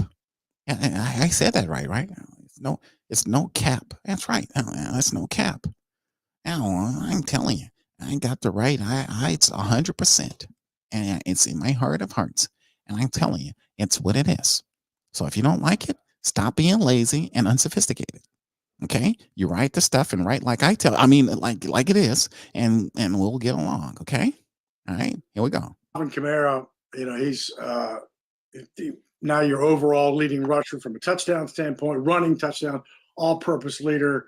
He's just such a solid, dependable player each and every week. And in the end, I don't know where he's going to fit with all the records because he shares it, so much. But man, it's just hard to imagine. You could put into perspective his importance. Yeah, well, there was a number of really good individual performances in the game, and Alvin certainly was one of them. He ran the ball really hard. He was one of the guys leading the charge and fighting back. Really proud of him. Proud that he's got the touchdown records that he's getting. And look, it feels like every week that he plays, he adds another record to his resume. Nephi Sewell stepped in for Pete Warner, and man, he had 8 tackles and some tackles for loss, and really encouraging. It was encouraged by his play. Zach Bond had a sack against maybe the best, one of the best tackles in football, in Penei Sewell, and that was encouraging. I thought Derek, after the first couple series, put together a spectacular game. I think he had 14 or 15 consecutive passes. He led us, those two scores in the third quarter to get back in the game. I thought he played really well, and obviously discouraged by the fact that he got injured. He took a pretty good blow on the roughing the passer penalty. That was definitely, a penalty on their player. So that was disappointing that he wasn't able to finish the game, and yet I thought he played really well. And so Chris Olave, another guy that quietly, just week to week, plays his butt off and gives us everything he can. We added Jonathan Abram to the roster this week, and he did some good things on special teams in particular. And so there were just a lot of guys. Jimmy Graham, it was great to see him get a touchdown again. That on his play, and so there was a lot of good individual performances that happened, and yet again, the end result is it's a loss. And so we've got to have these good individual performances. It's a lot more fun to talk about them when you win. The last question of this block, and then we'll take a quick break, is kind of on the Olave Graham thing. And Olave, to me, the impressive part is they were going to be targeting on Olave because you felt like he was going to be the guy that the Saints would go to. Yet he still has a huge game. And then with Graham, just from a fan standpoint, people would want to know he's played 3 plays and he's got 2 touchdowns. Should there be? Yeah, more? It sounds like we need to play more plays. Yeah, I mean, I'm just a fan, so it's just I'm doing the math. Yeah, I hear you. Look, I think, we're a team that has a lot of options relative to offense and guys we can get the ball to, particularly when we're healthy. Because Alvin Kamara and Taysom Hill and Chris Olave and Juwan Johnson, we've got guys, Rashid. So we've got guys on our team that can make plays. It's interesting because, look, when you're playing a team and you're developing your plan on how you're going to defend a team, you're trying to take away the things that they like to do best. And we were able to, for the most part, take away one of their wide receivers, Amon-St. Brown. And yet, man, Sam Laporta stepped up and had 9 catches, and we didn't have an answer for him. So I think that, when teams play us, it's the same situation. Yes, you might be able to take away one of our better options, and yet we have a number of options. The Saints Hour will. All right, let me pause it right there, fam. Shout out to Brent, man. Brent with the cash apps, bro. Thank you, Brent. Brent says he says for Ricky Lewis. For I feel yeah, it's a lot of ums. That's what he's saying, bro. For sophisticated, for the you can make some clam chowder. Oh yeah, that's what I'm talking about. I'll make some clam chowder. Thank you. Oh yeah, very much. Thank you, bro. Picking me up and bringing me back to this world. Clam chowder, he loves that, man. Mickey got to spike his clam chowder, man. Thank you, Brent, for the super chat, for the cash out, bro. This is the kind of stuff that we got to deal with as the Who Dat Nation, man. We talk about what Chris Olave's doing, and you can look at Chris Olave, even though he does what he did. He had that fantastic catch where Carr underthrew him. He just adjusted and made that great grab. That's what Chris Olave does. He's a fantastic wide receiver. We just got to give him an opportunity. And even though Carr played a lot better, he did play better in the game, but still very flawed. There was a lot of throws that was out there that he simply didn't see. And I'm just so sick of these people. Always, they're not telling him, like, that needs to be corrected. That needs to be correct. Him not looking at the full field on every play. When you come out of there, the majority of the time when you take that snap and you pull stick, I mean, I was watching the film at times when the blitzes was coming, he was not even looking at the defenses. I was like, am I looking at this right? If this dude not even, there's guys are showing blitz on tape, and I showed it on the film last night. These guys are showing blitz. Carr's looking right at the defense. It doesn't adjust for the blitz. Doesn't even adjust. Just looking at half the field, doing what I call half-ass football, is not gonna win you in the games. It's like one play I showed the family members. Like, this dude had one wide receiver on the left side of the field and 4. What was it? He had 3 to the right, and he had one wide receiver on the left. He had a running back and 3 wide receivers to the right side of the field. The running back comes out the backfield to the right side of the field, his right as the quarterback. They had one wide receiver to the left. Everybody was on the right side of the field. That dude snapped that ball and stared that dude down on the left side with 4 people on the opposite side. I was like, what? I showed people, I was like, bro, this is so ridiculous. How are they not checking this behavior?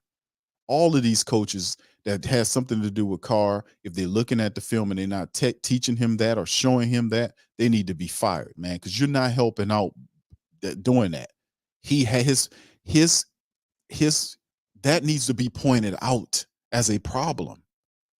And that's something that happens every game. The majority of the snaps, he's staring on half the side of the field, whether it's the left or right. He 3 or 4 or 5 times out of the game, he'll make a completion up the field, and people will get, yeah, he threw the ball up the field. Because most of the times he will actually progress and do his progression and see the full field. And that is totally terrible for a guy to not only stare guys down, but also not look over the field. And they got guys running free with their hands up. It happened in this last game. They had options. That's why Mike Thomas was so upset with the Juwan Johnson throw. To Juwan, they had a guy wide open running down the left sideline. So, I mean, it's just these behaviors have to be checked. And obviously, these are not the coaches to check his behavior. I mean, we need to improve upon that. If you can get him to stop doing half of what he's doing, you will see a significant change in the offense. And then on top of that, they're going to try to patch him together. This dude's like Frankenstein, man. They got him all patched together. He all tore up, and they still trying to get him in there to beat the concussion protocol to play. So ridiculous. Continue after this on the Community Coffee New Orleans Saints Radio Network. Why is Instacart the holiday rescue app? Because you deliver enough smoke. President, this is the Saints Hour. Mike Austin. I want to talk to you a little bit about Tyrann Mathieu, the club's 2023 Man of the Year nominee for the Walter Payton Award. There's a lot of things that go into this. It's team voted, but it's about the player who leaves the lasting impact beyond the game and their communities. And we've seen Demario Davis and different players of this team. Talk about Tyrann Mathieu. Only been with the Saints for 2 years, but he started and played in every game since he got here. You couldn't have asked anything more on the field, and now I would imagine very little more off the field. Yeah, look, Tyrann's man, he means so much to our team, but also to the community. You know, he's the fact that he's an LSU guy and a New Orleans guy and St. Aug and all the connections that he has here, for him to be able to come back home and play for us, and continue that that legacy that he has in our community is it just speaks volume as to the kind of person he is. And he's well deserving of NFL Man of the Year, not just for our team, but I'm hopeful that he wins it for the whole league, because he certainly deserves it.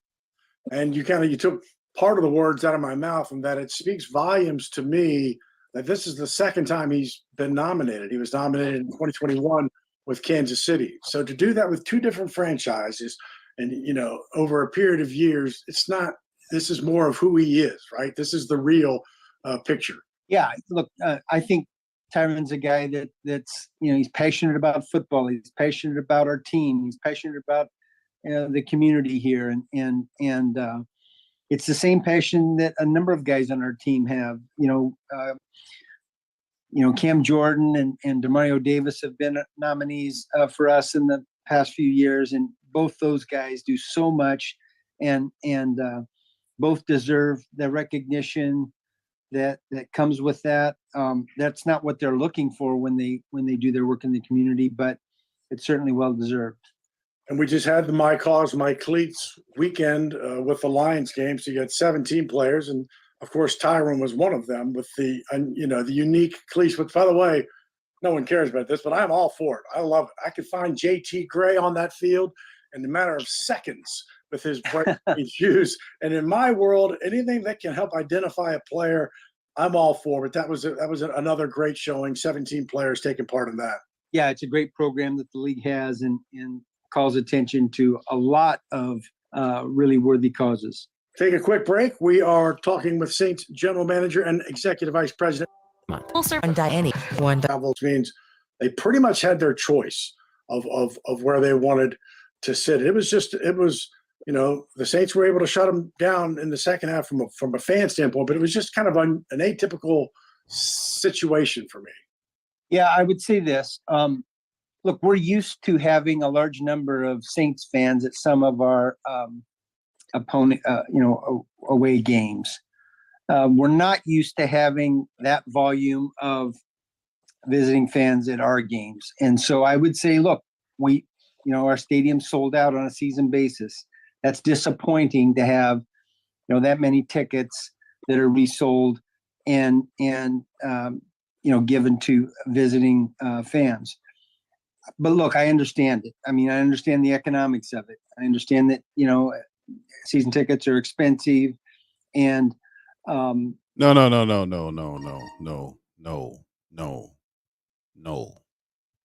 You're not gonna spend this. You heard that BS bunk? You hear that BS? That's disrespectful, Loomis.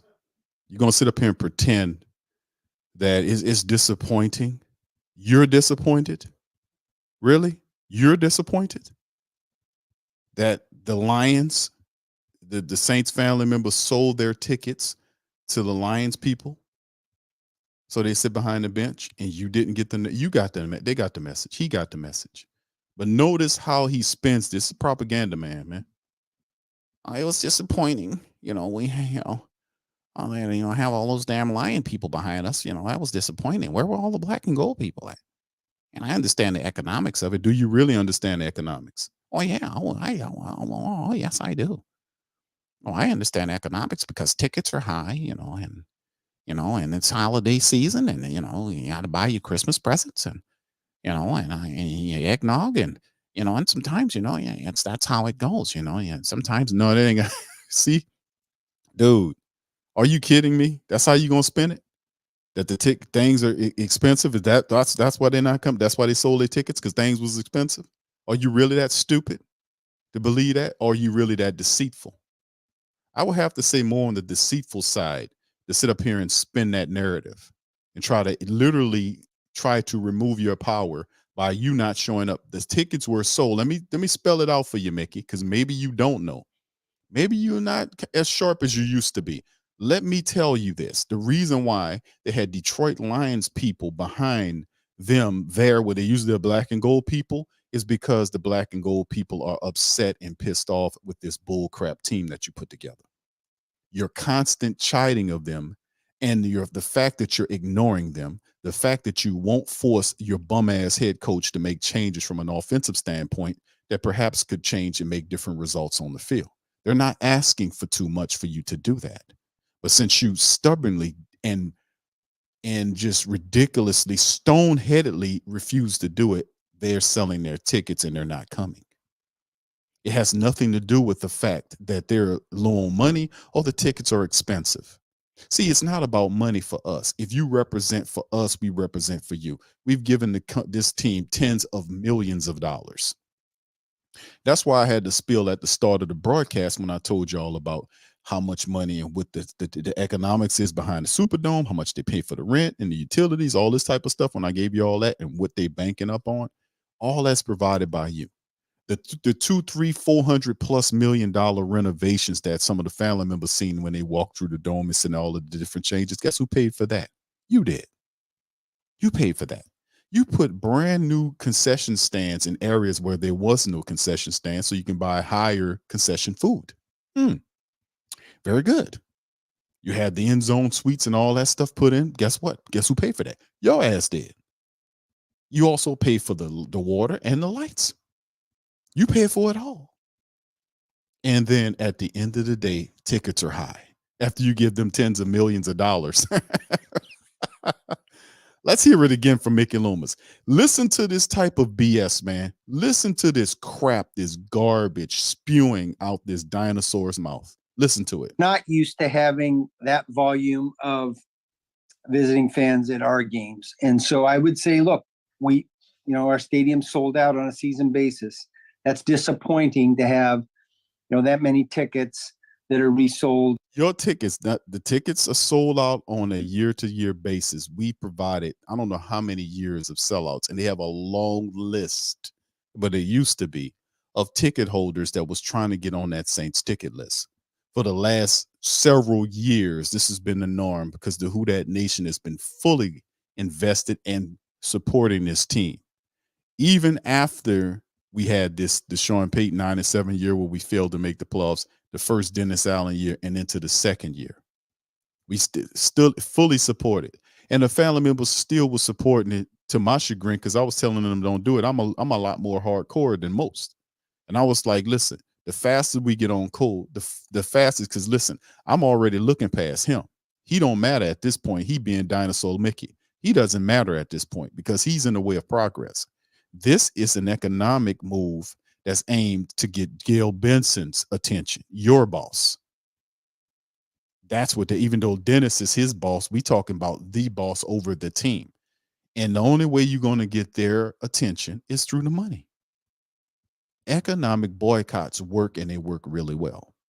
If you don't like a business and you don't like how they're treating you, don't you go. And you know what you do? Then you get others to explain to them why they shouldn't go. And you do that. Like it's very easy. Like they have companies. Look up, Google the 5 worst human companies in the country and look up. They got tons of articles on these companies and their histories. They got some computer companies, I won't say their name, that had ties to very evil people back in the day, in the 20s and 30s when they were doing all this evil stuff over there overseas. They got ties to these people, but yet we buying their products today. Imagine if you didn't do that, how you could change the game and how you would change everything around. Look that up. Try that. Google that for a second. The 5 worst evil companies in the country, in the US, and then try the world. And then when you find that out, get together and don't support them and watch how things change. It's a simple thing. Economic boycotts work. They're tried and true and proven. But the thing is, the people can't fall for the propaganda, and this is propaganda, man. The worst type. And given to visiting fans. But look, I understand it. I mean, I understand the economics of it. I understand that, season tickets are expensive, and dude, you can't go to every game, and so pick and choose to sell some. But well, come on now, dog. Come on, man. Not because you pissed off. He don't even say that. He says this book, not because you mad because the team is losing and they won't do anything about it, they won't change it. It's because the money low. You guys must be, it's the holiday season and tickets are high. They ain't only thing that high ass nachos in there, all that's high up in there. That's what it is. Games. And so I would say, look, our stadium sold out on a season basis. That's disappointing to have, that many tickets that are resold and given to visiting fans. But look, I understand it. I mean, I understand the economics of it. I understand that, season tickets are expensive, and you can't go to every game, and so pick and choose to sell some. But I was a little caught off guard by the volume. People got season tickets, man. They go to every damn game. They go to every game. What are you talking about, bro? You pick and choose what games you go to? No, they got season tickets. If them people got season tickets, man, and they've been having them for years. What are you talking about, pick and choose? The reason why people are not showing up is because of this team. And with this type of thought, think about what he's telling you right now. I'm not saying, even though I make fun of him because he sounds crazy, but listen to what he's saying out of his own dinosaur mouth right now. Listen to what he's saying about you not showing up to the games. This dude is so out of touch, or either a deceiver or both, where he doesn't even recognize the fact that you're not showing up to the games because they stink. He doesn't even understand that he needs to make a change, and he is seeing you not showing up, but spends it like you don't have enough money and you got to pick and choose which games you go to because it is what it is. Who thinks like that, man? Who came up with this BS, man? Who thinks like this? Seriously, who thinks like this? Any person with two brain cells rubbing together says, damn, that's a lot of Detroit Lions people there. Well, I heard that they sold their tickets, and the Saints people said, well, why would they do that? Well, won't you check your record? You're 5-7. You're on a 3-game losing streak. You lost to Atlanta. You were down by 28 in the Detroit game. Well, we came back. Did you win? Oh, well, you see. Dude, seriously? This guy, man, listen, man. As you said, in the lower bowl, that was unusual. And look, I understand it, but that doesn't mean I have to like it. Right. It's kind of what? You don't have to like it. Who the hell are you, man? Well, listen, I understand it. I just don't like it. What the hell are you talking about? You don't have the right to say that, dude, about the Who Dat Nation. They're justified in their stance of not coming to support the team because the team stinks. They don't have a reason to support the team. What the hell are you talking about, man? What are you talking about? You disappointed? Dude, you don't understand disappointment. You don't know no disappointment. You don't get it, man. This dude is living on a whole nother planet somewhere. He doesn't get it at all, man. He's frustrated. He don't like it. Like he's upset that you ain't coming to the games. Is these people crazy or what? Listen to these people, man. Listen to me play. This is their words out of their mouths from their effed up thought processes. He's mad at you for not coming to watch the Saints stink. Are you serious, bro? Bro, we got to teach these pieces. We got to teach, hey, Who Dat Nation, share this article, man. Share this show. Clip it if you have to. Post it on Twitter. I don't care what you got to do. Get this shit out to the rest of the people. Here, listen to these people. We got these people cracking up here to the point where they just saying any asinine thing. This is total BS and straight up trash and garbage that we listening to. He don't like it. Who the hell are you? You're nothing without the Who Dat Nation. And obviously, you wasn't nothing without Sean Payton, because Sean Payton was the one that made all this shit go. Without Sean, you had your managerial skills have been just shown that you don't do nothing but smash your ass and sit up here and project to reporters that's covering the team. The team is imploding. They're a slow motion imploding team right now. And the reporters are reporting on it. And he's languishing the reporters for reporting on what they're saying. Oh, that's just, let's just, unsophisticated and lazy journalism. No, it's not. No, it's not. It is not. And that is a projection because you're lazy and unsophisticated. That's the bottom line. For you to pull that out your ass pocket and throw that at somebody else, that's you. You're projecting, bro. You're projecting because you ain't doing nothing. You the lazy one. What the hell are you doing to fix this avalanche right now that's going down, this slow sinking ship? What are you doing? Sitting up on your ass making excuses. You the lazy one. You the unsophisticated one, because you're not obviously not. I don't know if you're intelligent enough to see what's going on before you, and you coming up with an asinine commentary like this. Listen to what these people are saying, fam. I wish I could come up with a skit as funny and ridiculous as what this guy is talking about. He's upset that you are upset that you won't come to the games. You make that make sense to me, please. He's upset with you being upset because the team stink. Make that make sense. I mean, I can't, man. You can't go to every game, and so pick and choose to sell some. But I was a little caught off guard by the volume, as you said, in the lower bowl. That was unusual. And look, I understand it, but that doesn't mean I have to like it. Right. It's kind of like the early booing. I understand it. Look, one of the things that we have here is a very, very passionate fan base. I appreciate that. Our fans care. They want to win. We've set a high standard for that. And when we don't win, it can become emotional. Look, our team's fighting. Let me tell you this. First of all, the Who Dat Nation set the standard, and the team followed it. Let's get that straight. I'm not going to let them take anything away from the Who Dat Nation, man. I'm going to stand on it, man. I'm going to represent it.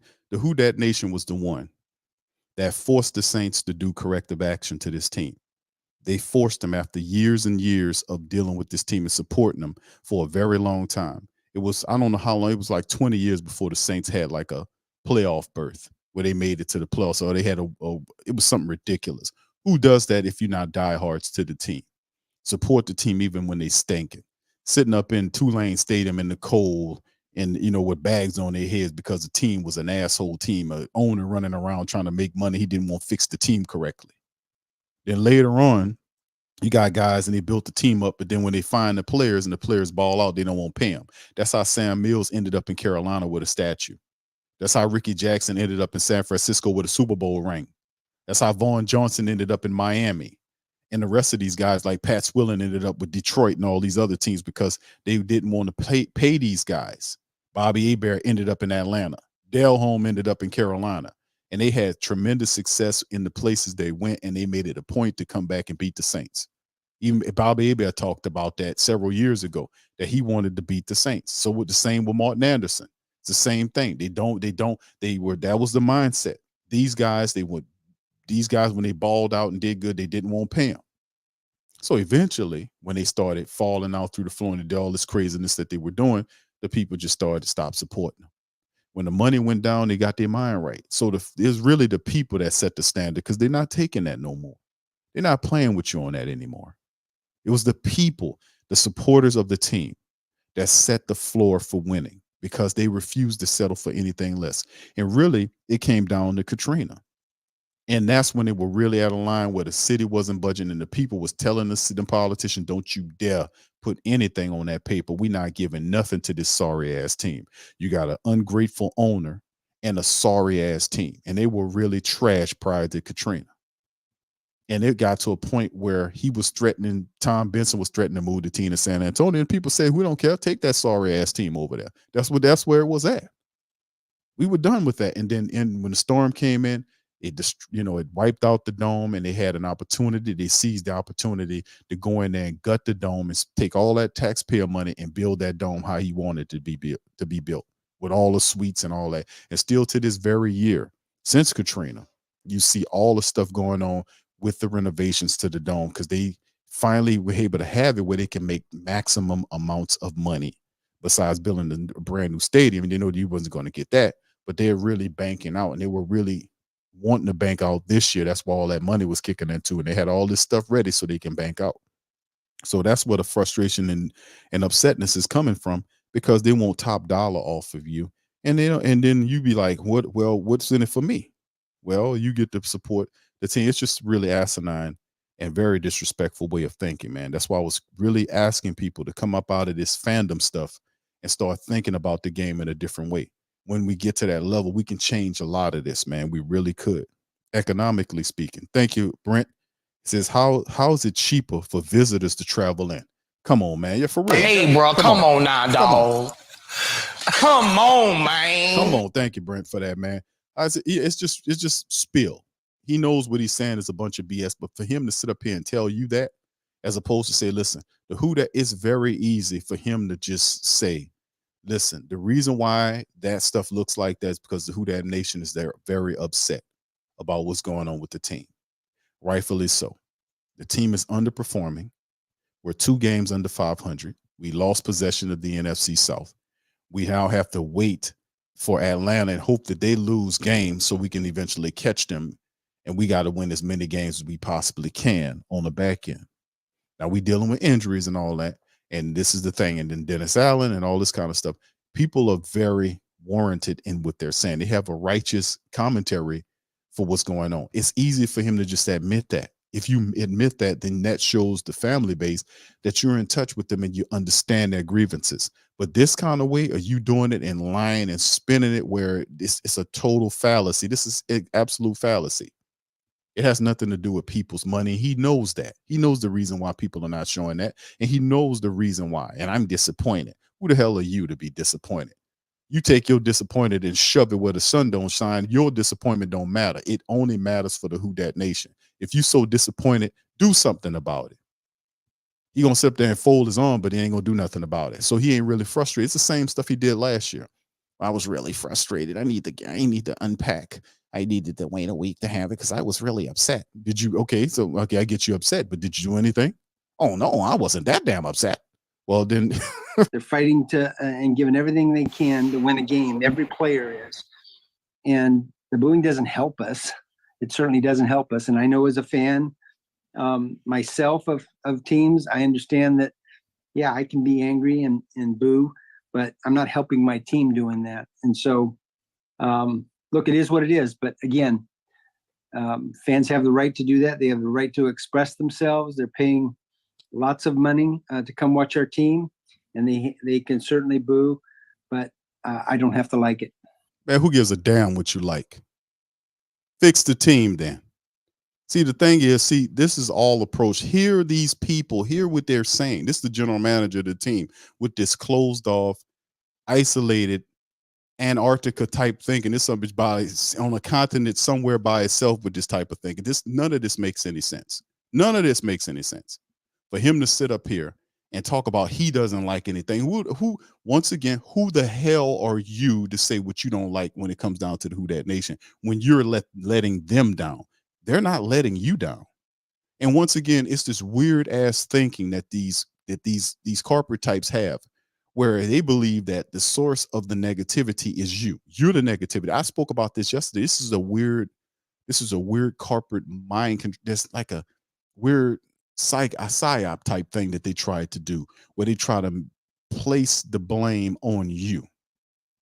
It's like, okay, in Louisiana, we losing a football field. This old statistic that y'all put one in the chat if y'all ever heard this.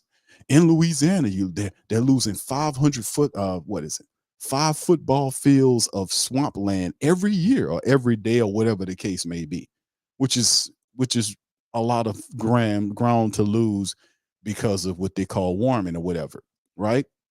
But when you look into it, the reality of what's going on while your wastelands is going to hell is because of the pipelines are leaking out there. Because 40, 50 years ago, they had pipelines that was ran from the oil companies, the plants that's on the river out to the Gulf, and those old pipelines are breaking down. So what the oil companies do, they don't pull out the pipelines; they just run new lines. So what happens to those other lines? They cap them. Guess what happens? They corrode and start leaking into the wasteland where that is. I guess they didn't tell you that, huh? When they was telling you all this warming stuff, huh? They forgot to tell your ass that, didn't they? So you got all that leaking, and you can understand what all those toxic chemicals, why stuff is dying out there in the wasteland, huh? So it's all a part. What I'm saying is all a part of this weird ass thing to try to direct blame and not take accountability for what actually is going on. What's going on is you, me, the Who Dat Nation is not at fault here. They have a stake in the race. They are not at fault. They are not, once again, the Who Dat Nation is not the source of the negativity. The Saints are the source of negativity. They trying to put it on you. That's why he's talking like this.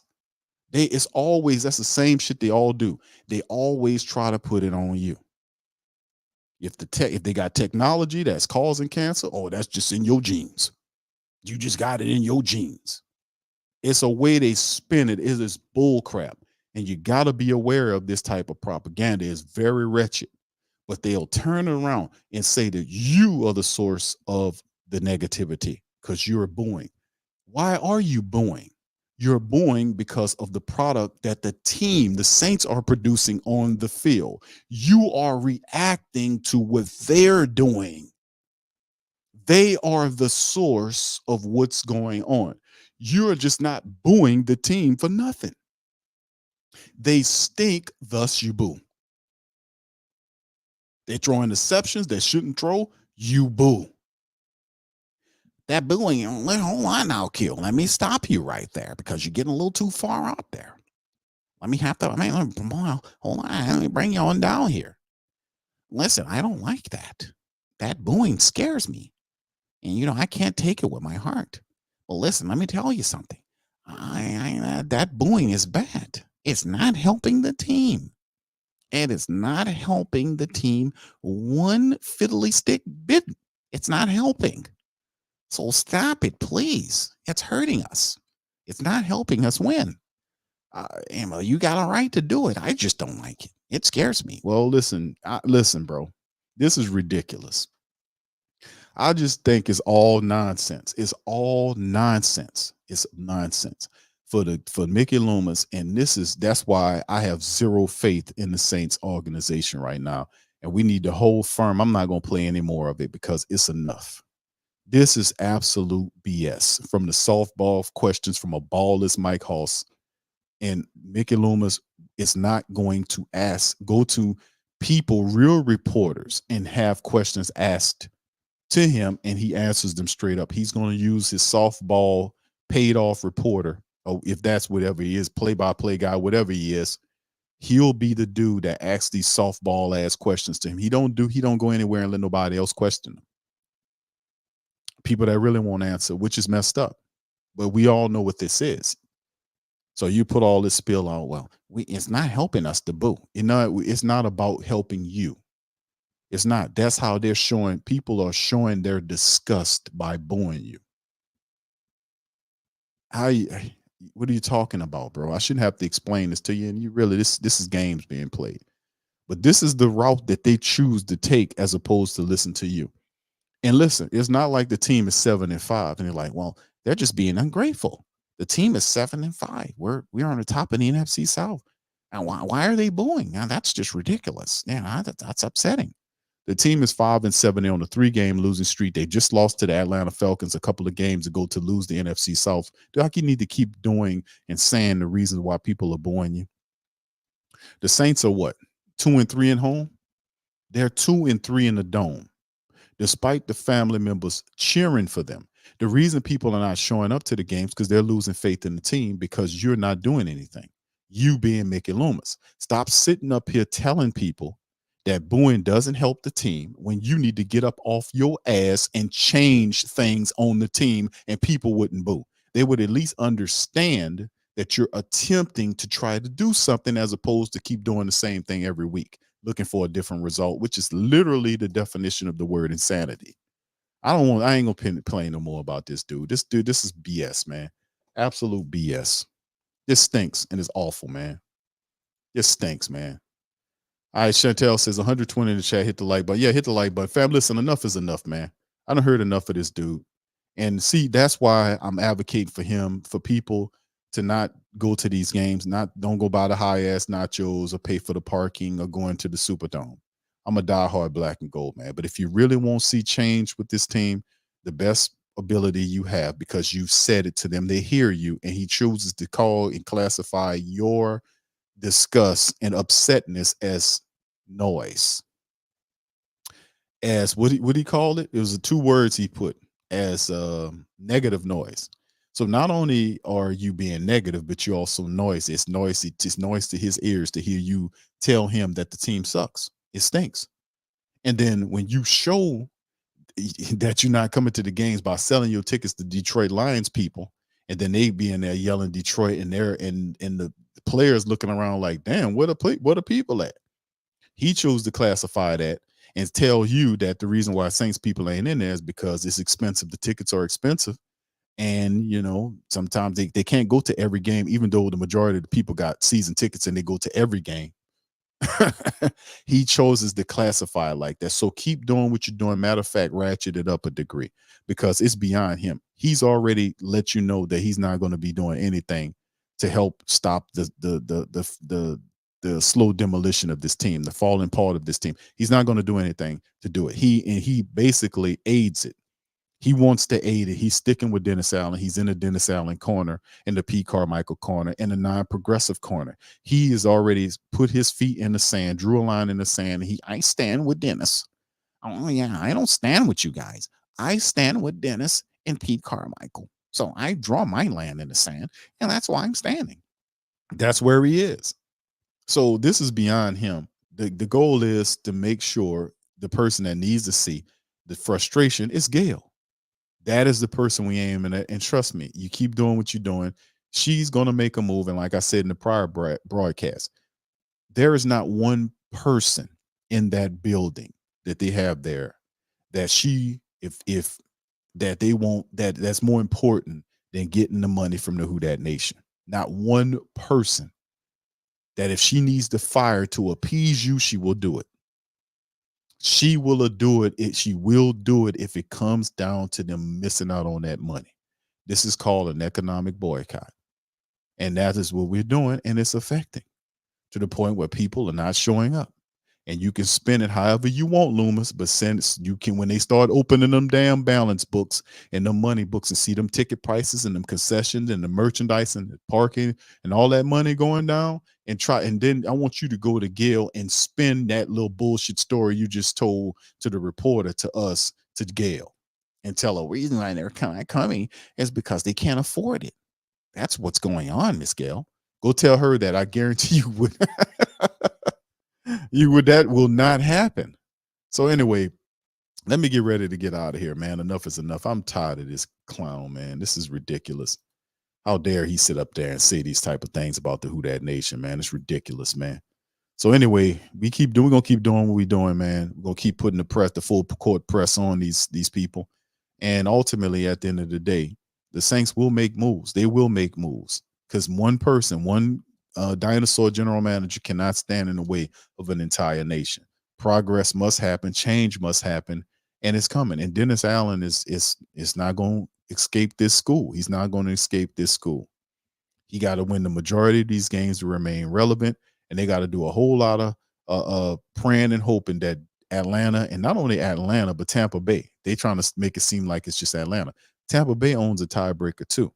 Tampa Bay and Atlanta play this week. The Saints play Carolina, Tampa, and Atlanta play. Both of them own a tiebreaker with the Saints. So you would need one or two of those guys to kind of fall out of the way so you can sneak up in there. The only issue is As we get further along, a lot of players continue to be hurt, and they're not really bringing any players in for the ones that's hurt. You notice that? We got receivers hurt, and a lot of guys they're not bringing a lot of other receivers in. If during this week would have been a good week to see if you can bring somebody in to help there. Maybe you can bring some. It's just a lot of weirdness. They got a couple of defensive players they brought in here. A lot of these guys don't have no really names. I do like the linebacker, the defensive lineman. I'm pretty sure we could have found somebody else, a veteran perhaps, that could have been a little bit more helpful, but we'll see. But, like I said, this is the Saints for you. This is the Saints. So anyway, with that being said, fam, I'm going to get ready to get on that. I appreciate all you guys here. But remember this, man. Remember what this guy said. Remember what he said today and how he spent all of these stories and these articles around and talk about he being disappointed, like you, the one that put the team together, and you failed. Boy, this is real weird reverse psychology, man. But but the great Saint think tank is intelligent. They're not falling for the propaganda. And this is some of the rawest, ridiculous bullcrap propaganda that I've ever heard the Saints roll out, man, in a very long time. For him to sit up here and say he disappointed with you for being disappointed with the team because they losing, and that you're booing them because they stink. It doesn't help us. It's not supposed to help you. It's supposed to make you aware of our frustrations. And I think you probably would prefer us booed than to do something else. But anyway, I digress. I'm gonna get on with that. Listen, I appreciate all y'all for being here. Listen, I'm gonna be back what is tomorrow, Thursday. Got the NFC South Roundtable popping up. The PNP guys from Carolina. Shout out to my brothers, Bigelow and Big Game James. Will be doing a broadcast tomorrow at 7 o'clock. The Pelicans play at 8 o'clock, so it'll be about an hour broadcast. We'll do the NFC South Roundtable on Thursday, so you guys be looking out for that. For the rest of the family, please feel free to hit the like button, hit the subscribe button. By all means, feel free to share the show on your social media feed. Enough is enough with these people, with all these weird angles and these weird stories and all this weird and back-ass propaganda they coming at the Who Dat Nation for being mad at them for putting a bad product on the field. Well, I'm disappointed in you for being disappointed in me for putting a disappointing product on the field. So totally insane. But we gonna keep out. We're gonna stand on our square and do what we're supposed to do regardless, man. We the mighty Who Dat Nation. We don't fool for nobody, especially bad leadership. Once again, I'm gonna holler at you on the flip side. Much love and Who Dat to you. I'm out. Yeah. Boogie like Benson, I'm a Who Dat. I'm a Who Dat. Long as I'm living, I'm a Who Dat. Lose or winning, I'm a Who Dat. Sports Coma, yeah, this is where we do that. Where we do that, where we do that, where we do that, where we do that, where we do that. Boogie like Benson, I'm a Who Dat. I'm a Who Dat. Sports Coma, this is where we do that. Where we do that. Welcome, welcome, welcome. Somebody please better help. Running this thing like Elf. I thank God every day I'm not a Falcon. Go to YouTube Live with Big Q and the guys. If you ain't ride or die, the bandwagon get flipped. Been marching in, that was way for the ring. I was yelling out your shame for the championship. Bucking on Tampa, duck down. Falcons, pluck, get shut down. Panthers ain't much touchdown. The vision really belong to us now. So much hate on the Saints, you could probably tell. Ever since Bounty Gate hit the NFL, when things seem fishy and you probably smell the crooked referees or Roger Goodell. Fucking like this and I'm a Who Dat. Every day I'm living, I'm a Who Dat. Lose or winning, I'm a Who Dat. It's the Sports Coma, this is where we do that. Where we do that, where we do that, where we do that, where we do that, where we do that. Boogie like Benson, I'm a Who Dat. It's the Sports Coma, this is where we do that. You're listening to the Sports Coma with Big Q and the guys on the PRO Media Network.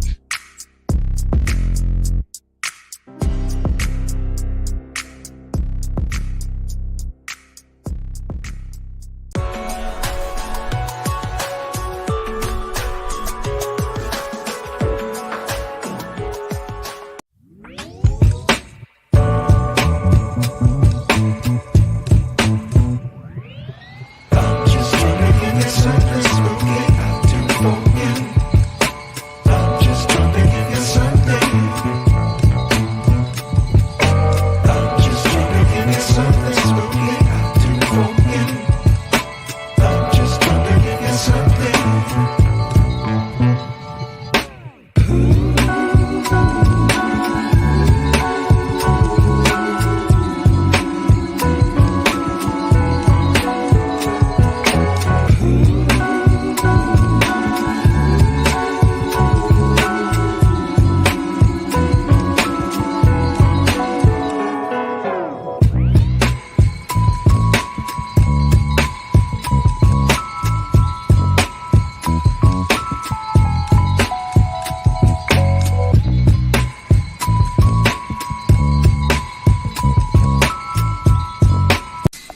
WhoThatDaily.com. That's right, the WhoThatDaily.com. Your one-stop shop for everything New Orleans Saints, New Orleans Pelicans, LSU Tigers, even the top flight boxing. So if you're a Who That and you're looking for a place to stay up on your team, WhoThatDaily.com is your site. The WhoThatDaily.com for the sport Who That in all of us. That's right, the Pro Shop is the platform store where you can go and buy all the latest merch to support the platform. Available at the Pro Shops, we have dozens of hundreds of products available for you and your family. Unisex tees for men and women, hoodies and sweatshirts, tank tops, kids and baby items, long sleeve tees, mugs, pillows, wall art, bath bedding, face masks, phone cases, stickers, bags, fanny packs, socks, hats, and many other items. Please feel free to check out the Pro Shops. The link is in the description section below. And remember, it helps